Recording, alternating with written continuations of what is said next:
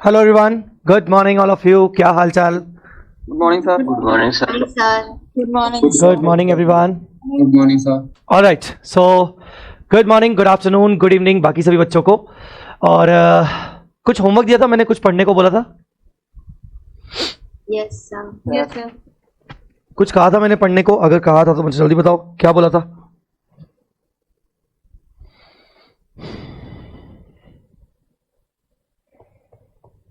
क्या पढ़ के आना था? बाकी सब चीजें, स्टफ्स जो ये जो था, Yeah. ये सब पढ़ के आना था ना? Yes, sir. Yes, sir. ठीक है। कौन कौन बच्चा पढ़ के आया? किस किस ने पढ़ा?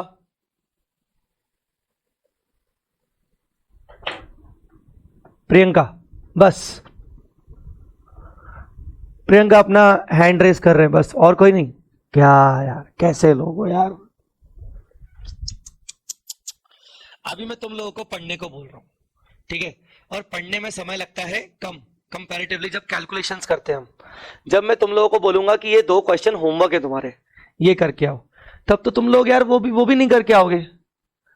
हाँ देखो, मैं तुम्हें बताऊं, आर्टिकलशिप को ना, या आर्टिकलशिप का रीजन बहाने की तरह यूज मत करना कभी, क्योंकि ये तुम्हारे लिए ही बहुत नुकसानदायक है। आर्टिकलशिप मैं भी कर चुका हूं। आर्टिकलशिप दुनिया का इंडिया का हर बच्चा करता है जो भी सीए कर रहा है।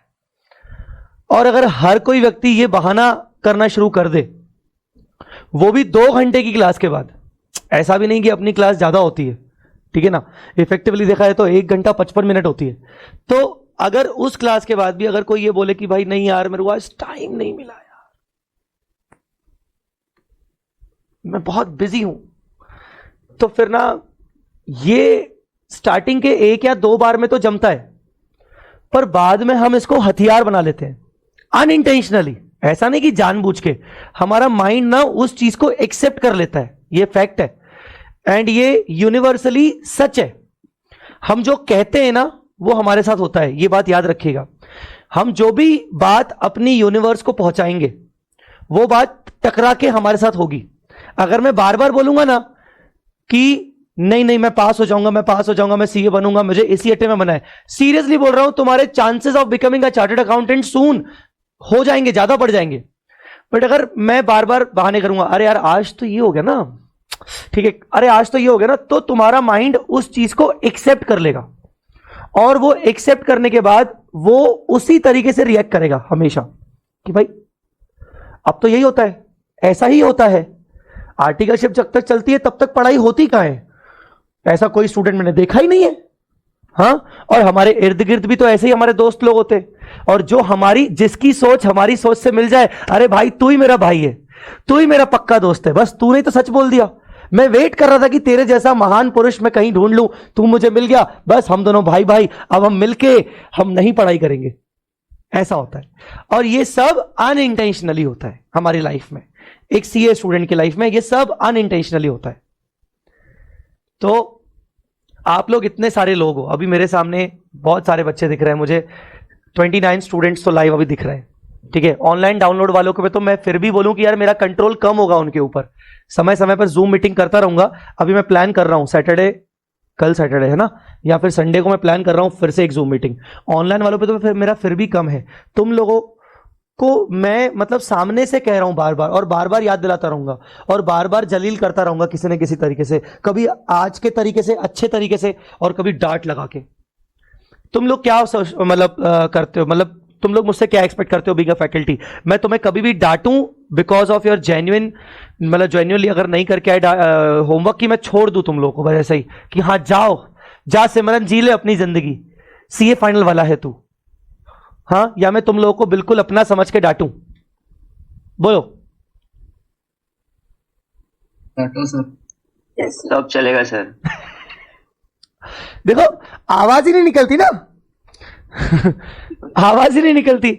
अच्छा, यहाँ पे हम जब सीए फाइनल में आ जाते हैं तो हमारा माइंड ये भी एक्सेप्ट कर लेता है, we are into CA final, nobody can scold us. हमें कौन डांटेगा बे? प्रिंसिपल के अलावा हमें कोई डांट के तो दिखाए। डांटने का अधिकार सिर्फ प्रिंसिपल को है ना ऐसा कुछ भी नहीं। हंस के डांट रहे हो आज, हंस के डांट रहे हो। अरे ये शुरुआत है बेटा। क्या होता है जब डेमो लेक्चर्स होते हैं ना, डेमो ये क्या यूट्यूब पे जाते हैं तो अपना अपना नेचर Private में, अलग private रखना में। पड़ता है। प्राइवेट में यार। हाँ, अभी तो थोड़ी सी क्लासेस आगे तो बढ़ने दो। अरे मैं तुम्हें किस्सा बता रहा हूँ, पिछली सेशन में, पिछले बैच में 10-12 स्टूडेंट्स लाइव में थे। उनमें से 2-3 स्टूडेंट्स तो बिल्कुल रेगुलर होते थे, बाकी स्टूडेंट्स रेगुलर ही नहीं होते थे यार। लाइव में फाइनल के बच्चे रेगुलर ही नहीं है। साला एक बच्चा आ रहा है, फिर कभी 4 दिन बाद 5 दिन बाद आ रहा है और फिर मैसेज करके डाल रहा है, सर आपका नया टॉपिक कब से शुरू होगा। मैंने यार ये क्या कर रहा है तू यार। बहुत डांट लगाई मैंने उसको एक बार लाइव क्लास में, इतनी डांट लगाई मेरे को तो, मतलब ऑनलाइन डाउनलोड वाले बच्चों के मैसेज आ गए, सर आप इतना चिल्लाते हो सर बच्चों को, पर सर आप सही करते हो कहीं ना कहीं, हमें भी पता है कि आप उस बच्चे को बार बार बोलते रहते हो भाई तू टाइम पे आ, टाइम पे आ। तो ऐसे तो मैं बहुत डांटता हूँ क्लास में, लिटरली बहुत डांटता हूँ। तो अभी तुम लोग मेरा रूप रंग देखोगे आगे चल के कि सर कैसे डांट लगाते हैं। जिन बच्चों ने मुझसे इंटर में पढ़ा होगा उन्होंने कभी कभार शायद क्लास में, इंटर वाली क्लास में कभी देखा होगा कि मैंने बढ़िया सुनाया है कभी। हाँ सर, देखा है ऐसी यस सर, कर यस सर। हाँ देखा है सर, बेंच पे खड़ी कर दिया था एक लड़की को। तो वो तो चलो ठीक है, इंटर वाले एक्सेप्ट कर लेते, फाइनल वाले कभी कभार बच्चे एक्सेप्ट नहीं कर पाते। मैं फाइनल वाला हूं, मेरे को डांट रहा हूं। हाँ भाई तेरे को डांट रहा हूं, तेरे और मेरे में भी एज में यही उतना ही फर्क है भाई, टेंशन मत ले। हाँ तो मेरे लिए तुम छोटे बच्चे ही हो और मेरा काम है तुम लोगों को लाइन पे लाना। तो आज मैं बस रिक्वेस्ट कर सकता हूं, कल रिक्वेस्ट करूंगा या परसों शायद उसके आगे बढ़ूंगा, पर आज मैं रिक्वेस्ट कर सकता हूं, अपने माइंड को तुम्हारे ऊपर कंट्रोल मत करने दो, तुम्हें कंट्रोल करना आना चाहिए। एक बार तुम्हारे माइंड ने एक्सेप्ट कर लिया ना कि आर्टिकलशिप के साथ तो पढ़ाई नहीं होती, मैं बोल रहा हूं तुम्हारा ये एफआर का बैच सबसे वर्स्ट बैच होने वाला है। कितना भी कोई अच्छा पढ़ा ले, मैं कितना भी अच्छा पढ़ा लूं, तुम्हारी पढ़ाई नहीं होगी। तुम्हें अपने माइंड को कंट्रोल करने दो कि नहीं किसी भी तरीके से मुझे करना है, मतलब करना है। Anyways so let's start. आगे बढ़ते हैं। तो मैंने आप सबको बोला था कि भाई रीड करना है आपको, और जो बच्चे रीड करके आए बहुत अच्छी बात है, जो बच्चे रीड नहीं करके आए, क्योंकि आज मुझे थोड़ा सा इन चीजों को खत्म करके इंडिया 1 की तरफ चलना है, तो हमें टाइम वेस्ट नहीं करना चाहिए। लेट्स स्टार्ट विथ छोटी छोटी चीजें, स्मॉल चीजें, एक एक बार सबसे पहले आते हैं। आप मुझसे पूछते जाइएगा जहां जहां आपको कुछ भी प्रॉब्लम हो। सबसे पहले इन्वेस्टमेंट्स की बात करें, हम यहाँ पर इन्वेस्टमेंट्स नॉन करंट वाले चीजों की बात कर रहे हैं। इन्वेस्टमेंट्स आप इक्विटी अलग दिखाओगे, प्रेफरेंस अलग दिखाओगे, गवर्नमेंट इन्वेस्टमेंट्स अगर है तो अलग दिखाओगे, डिबेंचर्स में इन्वेस्टमेंट है तो अलग दिखाओगे, म्यूचुअल फंड, और अगर किसी पार्टनरशिप में या ज्वाइंट वेंचर में अगर आपका इन्वेस्टमेंट है तो अलग दिखाओगे। मतलब कुल मिला के आपकी अलग अलग कैटेगरीज होनी चाहिए इन्वेस्टमेंट्स की। एक काम करता हूं, मैं आपके साथ सन टीवी का भी ये पूरा एक्सपोर्ट करके दे देता हूं, क्योंकि अगर आपको ये सब देखना करना हो तो आप इसको आराम से देख सकते हो। कहाँ गया? यस। तो बार बार मैं कभी कभार बीच में मैं आपको ये बैलेंस शीट से रेफरेंस करवा रहा हूं ना कि देखो इसमें कैसे कैसे है, तो अगर आपको ये कब देखना करना हो तो आप देख सकते हो अपने पास। फिर उसके बाद also details regarding investment in subsidiaries, associate, joint venture shall also be given. अब जैसे आप म्यूचुअल फंड अलग दिखा रहे हो, पार्टनरशिप अलग दिखा रहे हो, इक्विटी प्रेफरेंस अलग दिखा रहे हो, सब्सिडरी, जेवी, एसोसिएट अलग अलग इन्वेस्टमेंट्स आप दिखाएंगे। Disclose quoted investments and their market value separately from unquoted investments and aggregate amount of the impairment of these values. Quoted मतलब लिस्टेड, लिस्टेड कंपनीज में अगर आपने शेयर्स इन्वेस्ट किया है उनको अलग दिखाओ, और अनलिस्टेड में अलग दिखाओ, और उनका मार्केट वैल्यू दिखाओ। अगर आपने इन्वेस्टमेंट्स को कॉस्ट पे रखा है तो उनका आज का मार्केट वैल्यू क्या है उसको आपको दिखाना पड़ेगा। सर क्या इन्वेस्टमेंट हम हमेशा कॉस्ट पे दिखा सकते हैं? नहीं, हमारे बहुत सारे इंपॉर्टेंट इंडियाज है, उसके अकॉर्डिंग हम अपने इन्वेस्टमेंट्स को, चॉइस होती है हमारे पास, हम उनको फेयर वैल्यू कर भी सकते हैं और हमारे पास हम उनको कॉस्ट पे दिखा सकते हैं। वो आगे बातें आएंगी बहुत सारे स्टैंडर्ड्स के अकॉर्डिंग। सो आप अपने समझ गए कि यार इन्वेस्टमेंट्स का ना इंटरनल बाइफर्केशन करना जरूरी है, आपको सबको बताना जरूरी है कि भाई लिस्टेड क्या, अनलिस्टेड क्या, इक्विटी, प्रेफरेंस, डिवेंचर्स वगैरह वगैरह अलग अलग क्या। ट्रेड रिसीवर्स, अगर आप ट्रेड रिसीवर्स आपके लॉन्ग टर्म नेचर के हैं, अब लॉन्ग टर्म नेचर के ट्रेड रिसीवर आपको बहुत ही कम देखने को मिलेंगे रियल लाइफ में भी, प्रैक्टिकल लाइफ में भी, क्योंकि मोस्ट ऑफ द केसेस में ट्रेड रिसीवर्स आपके नॉर्मल ऑपरेटिंग साइकिल में रिकवर हो जाते हैं, ठीक है ना। बट अगर आपके trade receivers beyond normal operating cycle है, बियॉन्ड 12 मंथ्स है, तो ऐसे केस में वो आपका नॉन करंट में आ गए। अनसिक्योर्ड आप सेपरेटली दिखाओगे। सिग्निफिकेंट इंक्रीज इन रिस्क और क्रेडिट इंपेयर्ड का मतलब मैंने कल समझाया था कि सिग्निफिकेंट इंक्रीज इन रिस्क मतलब तुम्हें टाइम पे पेमेंट करना था, तुमने ओवरड्यू कर दिया, अमाउंट मेरा ओवरड्यू हो गया, तुमने मना नहीं किया पर मेरा अमाउंट ओवरड्यू हो गया, मतलब तुम्हें 30 तारीख तक पेमेंट करना था पर 30th हो गया है। Now you are taking much more time, तो मैं बोलूंगा कि यार अब रिस्क बढ़ गई है, मुझे ऐसा लग रहा है कि शायद सामने वाले सामने वाला पैसा डूबा सकता है शायद, या पैसा देने में लेट कर रहा है, तो significant increase in credit risk. Credit impaired मतलब इंसॉल्वेंट हो जाना, मना कर देना, भाग जाना, बैड डेट वगैरह की पॉइंट ऑफ व्यू पर तक आ जाना, तो क्रेडिट इंपेयर। तो इसे तुम्हें ट्रेड रिसीवेबल्स को अलग अलग दिखाना पड़ेगा। Provision for bad and doubtful debts shall be separately disclosed. Debts due by directors and officers shall be separately disclosed. अलग अलग दिखाने। एजिंग शेड्यूल आपको दिखाना पड़ेगा, कल हमने बात किया था एजिंग शेड्यूल पर। Classify the loans into loan related to the parties and others. आपको अब मैं ये सब रीड क्यों करते जा रहा हूं, कम से come back of the mind में, दिमाग में खुश तो बचेगा कि हाँ यार ये बात पढ़ी गई थी तो ये यहां आता है। अगर मैं ऐसे ही छोड़ दूंगा तो तुम तो नहीं पढ़ने वाले, और ये आज तुम लोगों ने प्रूव कर लिया। तो बेसिकली हाँ मैं रीड ही कर रहा हूं, मैं बेयर रीडिंग ही कर रहा हूं। और शायद किसी के मन में आएगा जीडीपीडी वाले में, सर क्या कर रहे हैं सर, बस पढ़ी तो जा रहे हैं, ये तो हम भी पढ़ सकते हैं। हम भी पढ़ सकते हैं और हम पढ़ेंगे, इसमें फर्क है। और ये काम तुम्हारा था जो मैं करके दे रहा हूं। तो classify the loans into loan related to the parties and others. Basically loan related parties को आपने लोन लिया, रिलेटेड पार्टी वाला डायरेक्टर्स को लोन दिया है, ठीक है ना, आपने सब्सिडी को लोन दिया, रिलेटेड पार्टीज। तो रिलेटेड पार्टीज के ऊपर में इंड AS 24 लगता है, रिलेटेड पार्टीज के ऊपर इंड AS 24 लगता है, हम आएंगे उसमें। तो रिलेटेड पार्टीज को आपने कोई लोन दिया है और आपने अदर देन किसी रिलेटेड पार्टी को लोन दिया, सप्लायर को लोन दिया आपने, ठीक है ना, तो आप उनको अलग अलग हिस्सों में क्लासीफाई करोगे। Classify into good secured, good but unsecured, वही सिग्निफिकेंट रिस्क, पैसा वापस मिलेगा कि नहीं, क्रेडिट इंपेयर्ड। डाउटफुल डेट का प्रोविजन आप सेपरेटली दिखाओगे, डायरेक्टर्स को लोन दिया, ऑफिसर्स को लोन दिया तो सेपरेटली दिखाओगे। Kind of trade receivable and loans लगभग सेम है, बस रिलेटेड पार्टी आ गया यहाँ पर। ट्रेड रिसीवेबल में मोस्टली रिलेटेड पार्टी होता नहीं है, लोन में बस रिलेटेड पार्टी हो गया। तो ट्रेड रिसीवेबल एंड लोन लगभग सेम है, सेम टाइप से आपको प्रेजेंटेशन दिखाना है। लोन में अंदर बस रिलेटेड पार्टी आ गया। अदर नॉन करंट एसेट्स भाई क्या क्या आते हैं, मोस्टली कैपिटल एडवांसेस आते हैं। कैपिटल एडवांसेस क्या होते हैं, कोई मुझे डिफाइन करेगा प्लीज, कैपिटल एडवांस मुझे कोई डिफाइन करे। Other than capital advances, others सब क्लासिफाइड क्या होगा कैपिटल एडवांसेस का, सिक्योर डिपॉजिट। कैपिटल एडवांसेस में अंदर सब क्लासिफिकेशन होगा, सिक्योर डिपॉजिट और ये सब। कोई मुझे एग्जांपल दे कैपिटल एडवांस का जल्दी। मैंने मशीनरी खरीदने के लिए एडवांस ले रखा है, सॉरी सेल करी मैंने मशीनरी, ये उसके लिए एडवांस आया मेरे पास, पर वो मेरा यूजुअल नेचर ऑफ बिजनेस नहीं है। मशीन खरीदने के लिए मैंने सप्लायर को एडवांस दिया, यही बोल रहा हूं ना, सिंपल। हाँ दोनों तरफ से हो सकता है वो। नहीं असेट की बात चल रही है, असेट की बात चल रही है, लायबिलिटी की बात नहीं चल रही है। सर वही बोला ना कि मैं जैसे मेरे पास मशीन है उसको बेच रहा हूँ, मेरे पास एडवांस आया उसके लिए, पर मेरा यूजुअल नेचर नहीं है बिजनेस। अच्छा बेचने पर बोला तुमने, मैंने सुना नहीं, ठीक है ठीक है। So capital advance, very good. और कोई कुछ बोल रहा था? बस security deposit, advance to related parties, other advances to directors या advance to directors and officers, private companies to be disclose separately, other financial assets. So बिल्कुल आपने केतन नाम है ना, शायद केतन ने बोला ना, यस हाँ। सो अगर आपने कोई फिक्स्ड एसेट परचेज करने के लिए आपने कोई सप्लायर को एडवांस देके रखा है तो वो कैपिटल एडवांस हो गया। आप कोई कंस्ट्रक्शन कर रहे हो, बिल्डिंग कंस्ट्रक्शन कर रहे हो और आपने कॉन्ट्रैक्टर को एक अमाउंट एडवांस अमाउंट देके रखा है, ये आपका कैपिटल एडवांस हो सकता है। मैं कैपिटल वर्क इन प्रोग्रेस की बात नहीं कर रहा हूं। Capital work in progress is different thing and capital advance is different thing.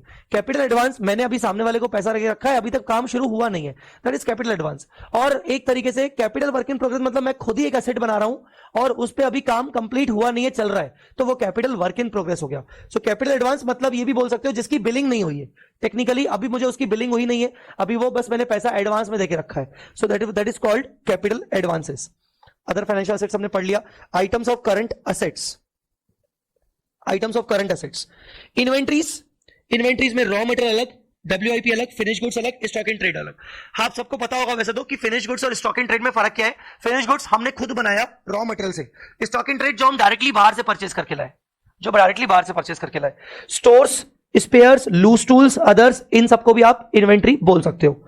GIT, goods in transit, shall be disclose under the sub head separately. आप गुड्स इन ट्रांजिट को sub head में दिखा सकते हो। फॉर एग्जांपल आपका raw material का goods in transit है, आपका फिनिश गुड्स है, स्टॉक इन ट्रेड का गुड्स इन ट्रांजिट है। Mode of valuation shall be disclose. Mode of valuation मतलब आप कॉस्ट और NRV which ever is lower पे कर रहे हो, जिसके लिए आप कॉस्ट को फीफो कर रहे हो या वेटेड एवरेज कर रहे हो। तो बेसिकली मोड ऑफ वैल्यूएशन भी आपको दिखाना पड़ेगा इन्वेंट्री का साथ में, कि आपने कॉस्ट को कैसे आइडेंटिफाई किया, आपने NRV को कैसे एस्टिमेट किया, विच एवर इज लोअर किया या फिर मार्केट वैल्यू पे किया, whatever the method of valuation और मेजरमेंट बेसिस वो आप यहां पर शो करोगे। इन्वेस्टमेंट सेम इन्वेस्टमेंट उसी टाइप से है, equity, preference, government, debenture, partnership, JV, mutual fund, आपके subsidy, associate, joint venture, quoted, unquoted वगैरह वगैरह, सब सारे के सारे इन्वेस्टमेंट्स आपका कैटेगरी उसी टाइप से हो गया। Trade receivable same to same वैसा ही आ गया, गुड, सिक्योर्ड, अनसिक्योर्ड, आपके सिग्निफिकेंट रिस्क, उसके बाद आपका credit impaired, provision for doubtful debts shall be separately disclose, ये सब आपके सब अलग अलग आ गए।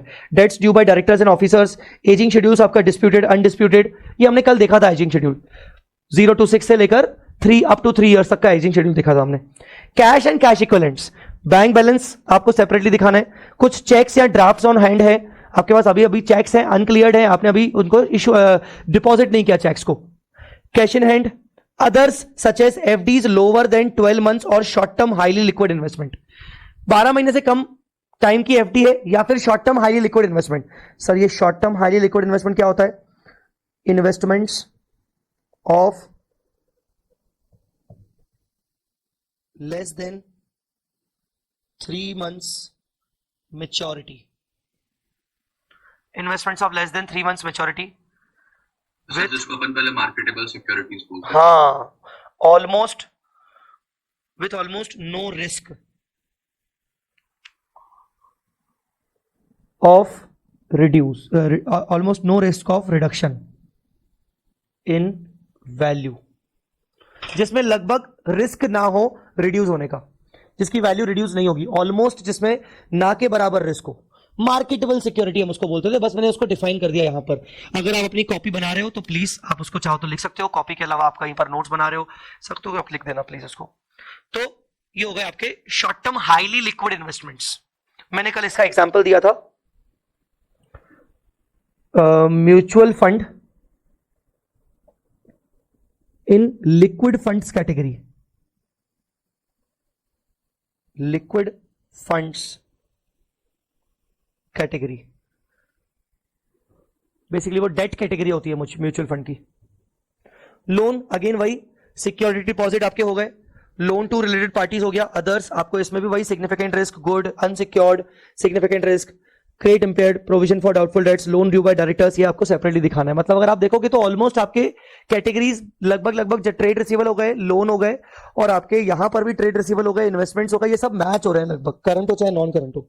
एजिंग शेड्यूल पे हमने बात कर लिया, डिस्प्यूटेड अलग, अनडिस्प्यूटेड अलग, दोनों के अंदर 3-3 कैटेगरीज, डिस्प्यूटेड अनडिस्प्यूटेड के अंदर 3-3 कैटेगरीज, कंसीडर्ड गुड, ठीक है ना। उसके बाद आपका हैविंग सिग्निफिकेंट रिस्क और क्रेडिट इंपेयर्ड, और अनडिस्प्यूटेड में भी same. Cash bank bank balance, तो following disclosures with regard to cash and bank balance, मुझे इस पे आपका डिस्कशन चाहिए, कैश एंड बैंक बैलेंस पे। एनीबॉडी प्लीज, ये पढ़ के मुझे प्लीज बताइए। Sir cash and bank balance में सबसे पहले हमारे पास आएगा ईयरमार्क बैलेंस। लाइक सर हमने किसी चीज के लिए, किसी पर्टिकुलर लायबिलिटी या किसी और चीज के लिए हमने उसको सेपरेट कर रखा है, वो भी आएगा उसमें। और एक सर हमारे पास आएगा balance with bank and margin money और security against the borrowing. Sir हमने कोई गारंटी वगैरह दे रखी है या कमिटमेंट कर रखी है, उसके लिए सेपरेट हमने जो रेस्ट्रिक्ट कर रखा है बैलेंस, वो आएगा। और सर तीसरा आएगा रिपार्टिएशन रेस्ट्रिक्शन, ये समझ में नहीं आया। हाँ जी, कोई और? कोई और? तो जैसे डिविडेंड का इसमें बताया गया, जैसे डिविडेंड एक पर्टिकुलर करने के बाद 7 days में हम लोग एक सेपरेट शेड्यूल बैंक अकाउंट में डिपॉजिट कर देना होता है डिविडेंड को। करेक्ट। हाँ, तो वो उसके लिए बताया गया सर पहला। दूसरा सर बताया गया कि हम लोग ने किसी को गारंटी, जैसे बैंक में हम लोग ने एक्सटेंड हेल्प, जैसे मार्जिन सिक्योरिटी फॉर गारंटी, जैसे हम लोग ने बैंक जैसे गारंटी देता है ना sir, like creditor to credit, ऐसा कुछ गारंटी बोलते हैं, तो सर वो शायद बता रहा है। तीसरा सर नॉर्मल है, जैसे कोई रिस्ट्रिक्शन है, हम लोग ने जैसे सिक्योरिटी डिपॉजिट किया है या कुछ रिस्ट्रिक्शन है उसका, क्या रिस्ट्रिक्शन है? जैसे सर वो यूटिलाइज नहीं कर सकते हैं वो कैश से, जो हमारे पास है वो रिस्ट्रिक्शन है, लाइक उससे मिनिमम सेविंग बैलेंस एक मेंटेन करके रखना पड़ता है ना कुछ बैंक। करेक्ट, वेरी गुड, ठीक है, करेक्ट। ओके, चलिए, the following disclosures with regard to cash and bank balance. Earmarked balances with the banks, for example, for unpaid dividend shall be separately stated. मतलब कुल मिला के ये ऐसे balances हैं जिनको आप मोस्टली किसी जनरल पर्पस के लिए, ऑपरेटिंग बिजनेसेस के लिए यूज नहीं करते हो। इन तीनों को, पहला, आपने डिविडेंड पे करने के लिए बैंक में पैसा डाल के रखा है ना, you can not use it for your other activities. So ये आपको अमाउंट अलग से शो करके दिखाना है कि भाई हमारे बैंक बैलेंस टोटल में से भाई इतना पोर्शन जो है, सपोज 50 लाख रुपीज है, 1 करोड़ है, 4 करोड़ है, 10 करोड़ रुपए है, हम इसको यूज नहीं कर पाएंगे because this is only for the purpose of dividend. हालांकि अभी तक वो हमने डिस्चार्ज नहीं किया, अभी तक वो क्लेम नहीं किया गया, शेयर होल्डर्स के अभी अकाउंट में गया नहीं है। Second, the balance with banks to the extent it held as margin money or security against the borrowings, guarantees, other commitments shall be disclosed separately. मान लो हमने कोई particular amount of money guarantee देके रखा है कि जैसे फॉर एग्जांपल मैंने suppose एक गवर्नमेंट कॉन्ट्रैक्ट लिया और गवर्नमेंट कॉन्ट्रैक्ट के अगेंस्ट में मुझे मान लो उन्होंने बोला कि आपको ना एफडी करनी पड़ेगी, आपको एफडी करनी पड़ेगी। हालांकि ये पूरी तरीके से उससे रिलेटेड नहीं है, पहले मैं आपको बता देता हूं, फिर मैं आपको एग्जांपल स्पेसिफिक पे आऊंगा। सपोज जैसे टेलीविजन एंड ब्रॉडकास्टिंग राइट्स मुझे चाहिए, उसके लिए क्या हुआ, उसके लिए मुझे उनको गारंटी देनी पड़ती है कि आगे चल के मैं कभी भी कोई प्रॉब्लम क्रिएट नहीं करूंगा, मैं कोई डिफॉल्ट नहीं करूंगा। तो गवर्नमेंट मुझसे कोई गारंटी के फॉर्म में मुझसे एफडीज मांगता है बेसिकली, और मुझे बैंक के अंदर एफडीज करनी पड़ेगी और फिर बैंक मेरी गारंटी देगा डिपार्टमेंट को। सो जो एफडीज है they are basically secured against that contract, कि अगर कल को मैंने कोई भी डिफॉल्ट किया तो मेरी एफडीज को रियलाइज करवाया जाएगा। Now same in line of FD, यहां पर आपके बैंक बैलेंसेस भी हो सकते हैं, नॉर्मल बैंक बैलेंसेस, कि भाई आपके बैंक में एक पर्टिकुलर आपको एक सेपरेट अकाउंट ओपन करवाना पड़ेगा। हम आपको एफडी नहीं बोल रहे हैं, आपको एक सेपरेट अकाउंट ओपन करवाना पड़ेगा। जो भी आपने कमिटमेंट्स दिए हैं, बोरोइंग्स किए हैं, उनके अगेंस्ट आपके बैंक में एक सेपरेट अकाउंट में इतना एक मिनिमम बैलेंस आपको रखना पड़ेगा, सो दैट एज वो सिक्योरिटी के तौर पर पड़ा रहे, ठीक है, ऐसा सिक्योरिटी पड़ा रहा है, जस्ट लाइक एफडी। ये मैंने बहुत देखा है, ये टेलीविजन एंड ब्रॉडकास्टिंग राइट्स होते हैं या जो भी गवर्नमेंट बड़े बड़े कॉन्ट्रैक्ट्स होते हैं, उसमें डेफिनेटली एंटिटी से ये मांगा जाता है बैंक गारंटीज के रूप में। The third is repatriation restrictions if any in respect of cash और बैंक बैलेंस। ये भी एक तरीके से ऐसा है कि आपके बैंक में एक पैसा रखा होना चाहिए, you can not use it. हो सकता है आपको वो पैसा रिटर्न करना पड़े किसी को, हो सकता है आपने अभी आपने किसी का काम लिया है पर आप उसको काम पे टाइम, उसका कॉन्ट्रैक्ट आप किसी को टाइम पे करके नहीं दे पाए कल को, तो आपको ये पैसा हो सकता है रिटर्न करना पड़े बेसिकली। तो वो रेस्ट्रिक्शन है आपके ऊपर। फॉर एग्जांपल मैंने एक कॉन्ट्रैक्ट लिया for the construction of the particular commercial complex एक पर्टिकुलर क्लाइंट का, एंड मैंने उसे एक अमाउंट लेके रख दिया, and that amount I will not use that amount till particular level of development. For example मैंने जब तक 15% काम ना कर लिया तब तक I can not use it, और मुझे वो चीज विद इन 2 months कंप्लीट करनी पड़ेगी। हो सकता है अगर मैंने कंप्लीट नहीं की तो whatever the amount I have received I have to return it back. So that is called repatriation restrictions, जो कि आपका कैश बैलेंस तो है but you are right now not able to use that basically. एक certain limit के बाद ही आप उसको यूज कर पाओगे, उसकी कॉन्ट्रैक्ट को कंप्लीट करने के बाद या कॉन्ट्रैक्ट को पार्शियली कंप्लीट करने के बाद आप उसको यूज कर पाओगे, otherwise you have to return it to your clients. तो that is also called repatriation restrictions. तो ये कैश बैलेंसेस क्या है, तीनों में क्या कॉमन चीज है? तीनों में कॉमन चीज एक ही है कि भाई देख, तेरा जो कैश बैलेंस है, जो ऊपर हमने पढ़ा कि भाई कैश इन हैंड है, चेक्स है, ये तो तेरे फ्री है, पर तेरे ऐसे भी अगर कुछ बैलेंसेस हैं तो तू उनको सेपरेटली दिखा, ताकि समझ में आ जाए देख के कि यार इतना पोर्शन तो कहीं ना कहीं किसी काम का नहीं है। हम जब नेट असेट निकालते हैं, जब हम नेटवर्थ निकालते हैं, जब कोई इन्वेस्टर तेरी कंपनी की बैलेंस शीट को देखकर नेटवर्थ निकालेगा तो हो सकता है शायद उसको ये वाला अमाउंट दिख जाए तो वो उसको कंसीडर ना करे काइंड ऑफ। तो ये तेरे को इस तरीके से अलग करके दिखाना है। ऑलराइट,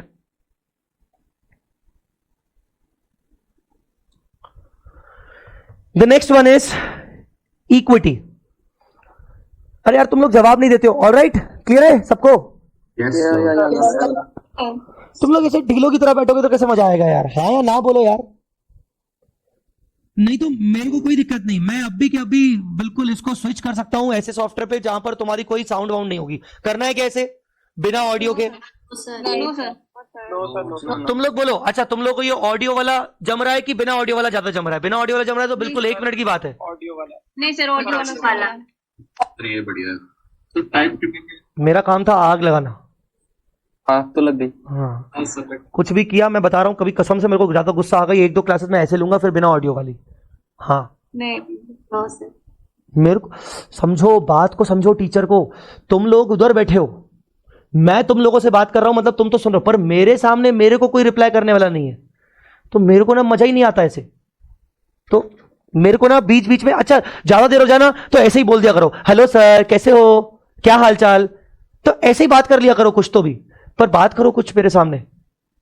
हाँ ये जरूर है कि बात करने के चक्कर में ऐसा नहीं कि ऑडियो तुम्हारे घर वालों का आ रहा है पीछे से, बिट्टू किधर है, खाना खाया कि नहीं, पीछे से तुम्हारे घर वालों की आवाज नहीं आनी चाहिए। चलो equity, the number and amount of shares authorised, अरे यार हम लोग सबको पता है, बचपन से देखते आ रहे हैं, ऑथोराइज कैपिटल कितना है, फिर इशूड एंड सब्सक्राइब कितना है, फिर पेड अप कितना है, याद है ना ये वाली चीजें तुमने बचपन से देखी है कि ऑथोराइज अलग से बताना है, ठीक है। हाँ यस, इतना अब खुश मत करो मेरे को, है ना। The number and amount of shares authorized, the number of shares issued, subscribed, fully paid, subscribed but not fully paid, par value मतलब face value, nominal value, reconciliation, किस चीज का reconciliation, number of shares outstanding at the beginning, अरे यार सोकी के अंदर दिखाया था मैंने तुम लोगों को, सोकी सोकी yes sir, yes sir. Beginning और at the end of the period, याद है कि नहीं, है ना। Yes, sir. Okay. The rights, preferences, restrictions attached to the each class of shares, including restrictions on the distribution of dividends. ऐसे कोई shares है जिसके अंदर कोई restrictions है, जिसके अंदर आपका डिविडेंड का restriction है, जिसके ऊपर डिविडेंड नहीं मिलेगा, अलग अलग क्लास ऑफ शेयर्स ऐसे भी होते हैं। पता है जब मैं तुम्हें ईपीएस का चैप्टर पढ़ाऊंगा ना तो उसमें होते हैं अलग अलग क्लास ऑफ शेयर्स, कि equity shares with normal dividend right, equity shares with 2x dividend rights. 2x का मतलब होता है कि नॉर्मल वालों को अगर मैं 10% दूंगा तो 2x वालों को मैं 20% दूंगा। Equity shares with 0.5x of the dividend rights, और equity shares with no dividend rights, preference shares with voting rights, voting exceptional situation में। तो ऐसे ईच क्लास ऑफ शेयर्स और राइट्स जिनके जिनके हैं, हर एक का अगर राइट सेपरेट सेपरेट तो आपको class wise separate rights wise दिखाना पड़ेगा। Shares in respect of each class of company held by the holding company और its ultimate holding company including shares held by subsidiary. अगर आपके शेयर्स आपकी holding company ने खरीदे हुए तो कितने खरीदे, अल्टीमेट होल्डिंग ने भी कुछ खरीदे, मतलब ऐसा ऐसा ऐसा। वेट अ मिनट, मैं हूं जय लिमिटेड और जय लिमिटेड हूं मैं सब्सिडरी। जय लिमिटेड की एक होल्डिंग कंपनी है दामिनी लिमिटेड, ठीक है ना, और दामिनी लिमिटेड ने जय लिमिटेड के 51% इक्विटी खरीदा है। तो जय लिमिटेड को शो करना पड़ेगा कि यार दामिनी लिमिटेड जो हमारा होल्डिंग है वो 51% उसने होल्ड करके रखे हैं। क्या जय लिमिटेड की कोई सब्सिडरी हो सकती है? Yes, Dharvik limited. होल्डिंग की परसेंटेज गलत है, 100% है। मतलब मैं 2 मिनट के लिए तो ऐसा हो गया, क्या भाई गलत लिखा है क्या होता है?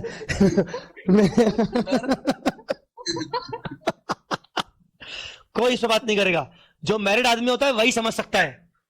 हाँ कोई इस पे बात नहीं करेगा, पता है मुझे 100 क्या 200 हो सकती है, पर इस पे बात नहीं करेंगे अपन। आप 100 लिखिए। यस सर, Sir, मैं लेवल क्लास सर समझ सकते हैं सर आप। इसको एडिट करवाना पड़ेगा, इसको कट करवाना पड़ेगा मेरे को, कोई इस पे बात नहीं करेगा। धार्विक लिमिटेड, जय लिमिटेड की एक सब्सिडरी है धार्विक लिमिटेड, में भी सब्सिडरी ने भी आपके होल्डिंग कंपनी के शेयर परचेज किया। हालांकि बहुत ही एक्सेप्शनल सिचुएशन होती है, कंपनीज एक्ट 13 के according subsidiary company can not invest in its holding. Subsidiary company आपके होल्डिंग में इन्वेस्ट नहीं कर सकती, बट अगर होल्डिंग बनने से पहले ही उसके पास शेयर थे, होल्डिंग कंपनी बनने से पहले ही उसके पास सब्सिडरी के पास तुम्हारे शेयर थे तो चलता है, तो वो एक्सेप्शन है। या अगर वो subsidiary company as a trustee के फॉर्म में अगर होल्ड करके बैठी है तो भी चलता है। तो whatever the case is, अगर तुम्हारी होल्डिंग कंपनी ने शेयर होल्ड करके रखे, ऑब्वियसली वो तो होल्ड करके रखे होंगे, तो कितने होल्ड करके रखे, तुम्हारी सब्सिडरी ने होल्ड करके रखे तो कितने करके रखे, या फिर ऐसा है दामिनी, जय, धार्विक, तो जय ने तो सब्सिडरी में होल्ड करके रखे हैं, ठीक है ना। अब ध्यान से देखना, हम धार्विक की बात कर रहे हैं, धार्विक लिमिटेड का पेरेंट होल्डिंग कौन है? जय limited.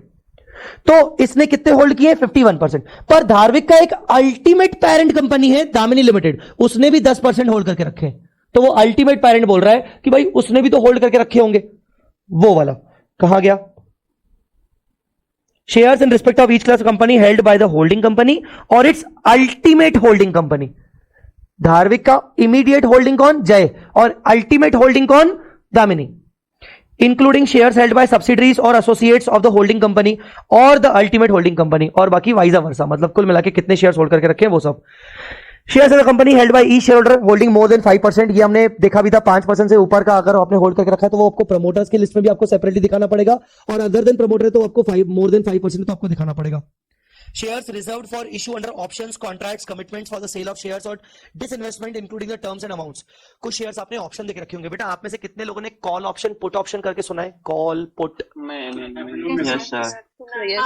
All right. So call option क्या होता है? Call option में ना हम किसी को ऑफर करते हैं कि तू चाहे तो मुझसे शेयर परचेज कर सकता है at a pre determined price, at a pre defined amount.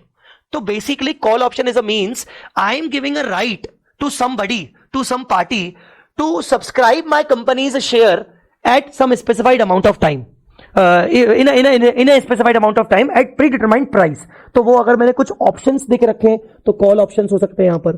तो अगर आपने कोई ऑप्शंस इशू किए, अरे यार ईसॉप भी एक वन ऑफ द ऑप्शन है. ESOP is also one of the option. आप अपने एम्प्लॉय को एक ऑफर करके रख रहे हो तो कि वो आगे चल के परचेज कर सकता है, तो वो आप अलग से दिखा सकते हो. ठीक है. For a period of 5 years immediately preceding the date at which balance sheet is prepared, aggregate number and class of shares allotted as fully paid pursuant to the contract without payment being received in cash. Aggregate number and class of shares allotted as fully paid by way of bonus shares. Bonus shares के रूप में आपने कुछ share issue किए without any cash. आपने मान लो कोई kind में अगर कोई असेट परचेज किया और आपने उनको शेयर्स इशू किया. Aggregate number and class of shares bought back, आपने कितने बायबैक किए, बायबैक का अमाउंट, बोनस का amount, shares issued other than cash, ये सब आपको दिखाना पड़ेगा. ठीक है. शेयर्स हेल्ड बाय प्रमोटर्स हमने देखा था इसको. शेयर्स हेल्ड बाय प्रमोटर्स वाला हमने कल भी देखा था कि भाई अगर आपके प्रमोटर्स है, नंबर ऑफ शेयर्स कितने, चेंजेस कितने हुए ड्यूरिंग द ईयर में, पहले कितने थे अभी कितने हैं, वगैरह वगैरह आपको दिखाना पड़ेगा. शेयर्स आपने कितने फॉरफिट किए, कॉल्स अनपेड है किसके ऊपर, वो सब आपको सब सेपरेटली दिखाने पड़ेंगे. अदर इक्विटी में अदर रिजर्व्स आपके कैपिटल रिडम्पशन रिजर्व. सीआरआर कब बनता था? सीआरआर थोड़ा जल्दी fast. Redemption of preference shares और बायबैक ऑफ इक्विटी, उसमें सीआरआर बनता था. डिवेंचर रिडेम्पशन रिजर्व्स, डीआरआर आपका डिवेंचर के रिडेम्पशन के लिए बनता था इशू के टाइम पर, याद करो. उसमें भी बेसिकली एक लिमिट थी, 10% तक आप मैक्सिमम डिवेंचर रिडेम्पशन रिजर्व बना सकते हो, वो भी अनलिस्टेड कंपनीज के केस में. तो share option outstanding, ESOP basically. Others, अगर आपके कोई अदर रिजर्व्स है, आपने कोई स्पेसिफिक अदर रिजर्व्स बना के रखे हैं लाइक इन्वेस्टमेंट फ्लक्चुएशन रिजर्व, आपने कोई डिविडेंड डिस्ट्रीब्यूशन रिजर्व, ऐसे कुछ अगर आपने रिजर्व बना के रखे हैं, export profit reserve, income tax की रिक्वायरमेंट के कारण आपने कुछ बना के रखे हैं, तो वो आप सेपरेटली दिखाओ.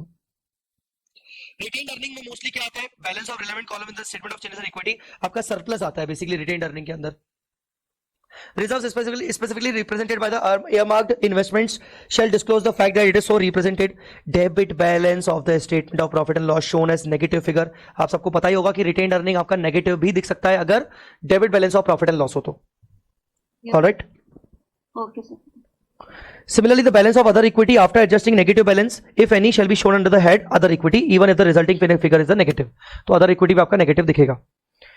नॉन करंट लायबिलिटी की बात करें, अब हम लायबिलिटी में आ गए, मतलब पहले हम एसेट पे थे, फिर हम इक्विटी पे थे, अब हम आ गए लायबिलिटी पे. लायबिलिटी में आपकी नॉन करंट लायबिलिटी में बोरिंग्स आ गए, प्रोविजंस आ गए, अदर्स आ गए. बोरिंग्स में भाई बॉन्ड अलग दिखाओ, टर्म लोन फ्रॉम बैंक्स अलग दिखाओ, टर्म लोन फ्रॉम पार्टीज अलग दिखाओ, अदर पार्टीज मतलब deferred payment liabilities. Deferred payment liability कोई बताएगा क्या हो सकता है? Word deferred payment liabilities. नहीं प्लीज, डेफर्ड टैक्स नहीं, उसका सेपरेट हेड है. मैं बोरिंग की बात कर रहा हूं बेटे, बोरिंग के अंदर डेफर्ड टैक्स क्यों आएगा? बोरिंग के अंदर डेफर्ड टैक्स नहीं आएगा. Deferred payment liabilities, tell me. Sir कुछ पेमेंट की लायबिलिटीज जो क्रिएट हो गई थी बट म्यूचुअल एग्रीमेंट्स के कारण आगे बढ़ा दी, वो डेफर्ड थिंग्स है. दो तरीके से सुनो. मैंने एक मशीन खरीदा और मैंने सप्लायर को बोला कि मुझे एक पेमेंट प्लान बना के दे, मुझे तू एक पेमेंट प्लान बना के दे, I will pay you in 3 years. Deferred payment liabilities basically it is कि मैंने उससे एक पेमेंट प्लान ले लिया कि मुझे तू इतना इतना पेमेंट बना के दे. फॉर एग्जांपल मैंने उसको बोला कि मैं तेरे को हर साल 1-1 लाख रुपए पे करूंगा, 1 लाख 1 लाख 1 लाख, ठीक है ना, 1 लाख 1 लाख 1 लाख पे करूंगा. अब एक प्लीज, अब कैलकुलेटर होगा ना, पहली बार अपन कैलकुलेटर यूज करवा रहा हूं मैं, जल्दी करो. कैलकुलेटर में 1 लाख 1 लाख 1 लाख 3 लाख का आप प्रेजेंट वैल्यू निकालो 10% पर, 10% के डिस्काउंटिंग पर. 2,48,685.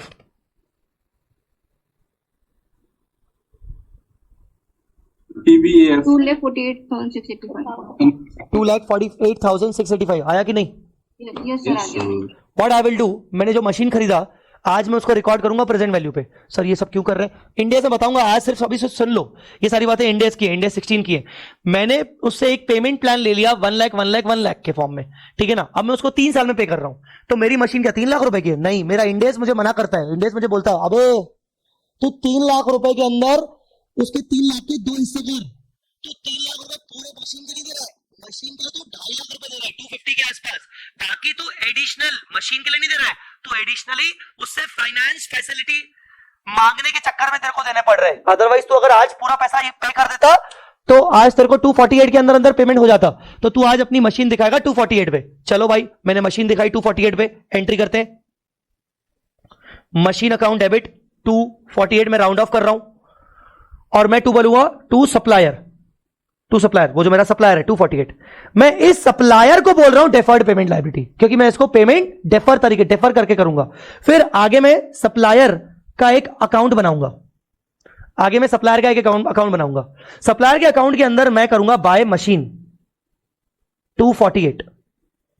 मैं बोलूंगा यार मुझे कायदे से सप्लायर को 3 लाख देने हैं, पर मैंने फिलहाल आज के फॉर्म में मैंने 248 का बुक कर लिया। It is as good as a loan, एक ये लोन की तरह है। मतलब आज मैं सप्लायर से मशीन लोन पे उठा के लेके आ गया कि भाई 248 का लोन दे दे। अब लोन उसने मुझे कैश में ना देके मशीन के फॉर्म में दिया, simple. Now what I will do, 1 साल खत्म हुआ, I will record the interest expense. Sir entry क्या हो रही है? मैंने तो पोस्टिंग कर ली। सर एंट्री बोलिए sir. Interest account debit, interest expense account debit to supplier, क्योंकि मुझे अल्टीमेटली 3 लाख रुपीस देना है, जबकि मैं आज सप्लायर को कितना दिखा रहा हूं 248, तो मुझे इंटरेस्ट के अमाउंट पे मुझे सप्लायर की वैल्यू बढ़ानी पड़ेगी। मैंने इंटरेस्ट बुक किया 10% पर 24,800, एंड टुडे ये एंड पे, ये भी एंड पे, और मैं आज उसको पे कर रहा हूं, फर्स्ट ईयर हो चुका है, मैं आज उसको पे कर रहा हूं 1 लाख रुपीस। मुझे निकालो क्लोजिंग बैलेंस कितना आया, 248 plus 24,800 minus 1 lakh, 172,800. 172,800 172,800 is my deferred payment liability. कुछ आया समझ में? Yes, sir. Yes, sir. Yeah. बोलो बच्चों, क्लियर हुआ कि नहीं? Yes, sir. Yes.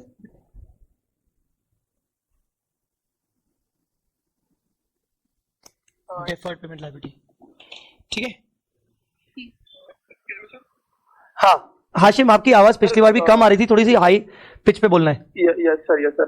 सर हमने मान लीजिए सप्लायर को हमने as a current non current liability दिखा रखा है 3 लाख का, इसी में तो 2,48,000 का, और हमने इसमें 1 साल में 1 लाख रुपये पे कर दिए, एंड नेक्स्ट ईयर में विद इन 12 मंथ हम 1 लाख रुपये और पे करेंगे। तो सर जो 1 lakh next year current non current बोल रहे हो ना तुम? Yes sir. बाइफरकेशन ना? Yes sir. कर सकते हैं, आएंगे उस पर, डेफिनेटली कर सकते हैं। मैं इंडियस 1 में पढ़ाने वाला हूं, करंट नॉन करंट का बाइफरकेशन होगा, डोंट वरी, ठीक है। चलिए आगे बढ़ते हैं। Yes sir. डिपॉजिट्स, आपने अगर कोई पब्लिक डिपॉजिट एक्सेप्ट किए, कंपनीज एक्ट में सेक्शन है इसका पब्लिक डिपॉजिट का, ठीक है। तो पब्लिक डिपॉजिट अगर आपने एक्सेप्ट किए, आपने कोई प्राइवेट एंटिटी से कोई डिपॉजिट एक्सेप्ट किए, loan from related parties, liability component of compound financial instrument, इसके बगल में मैं लिख देता हूं इंड AS 32। बेसिकली ये बहुत इंपॉर्टेंट फैक्टर है, हमेशा मतलब 90% टाइम्स इसके ऊपर 6 मार्क का क्वेश्चन आता ही है। Liability component of compound financial instrument solve करके नहीं दिखा सकता क्योंकि इंडिया 32 बहुत टेक्निकल है, पर मेरी बातों को सुनना, अभी जो मैं इसको एक्सप्लेन करूंगा ध्यान से सुनना।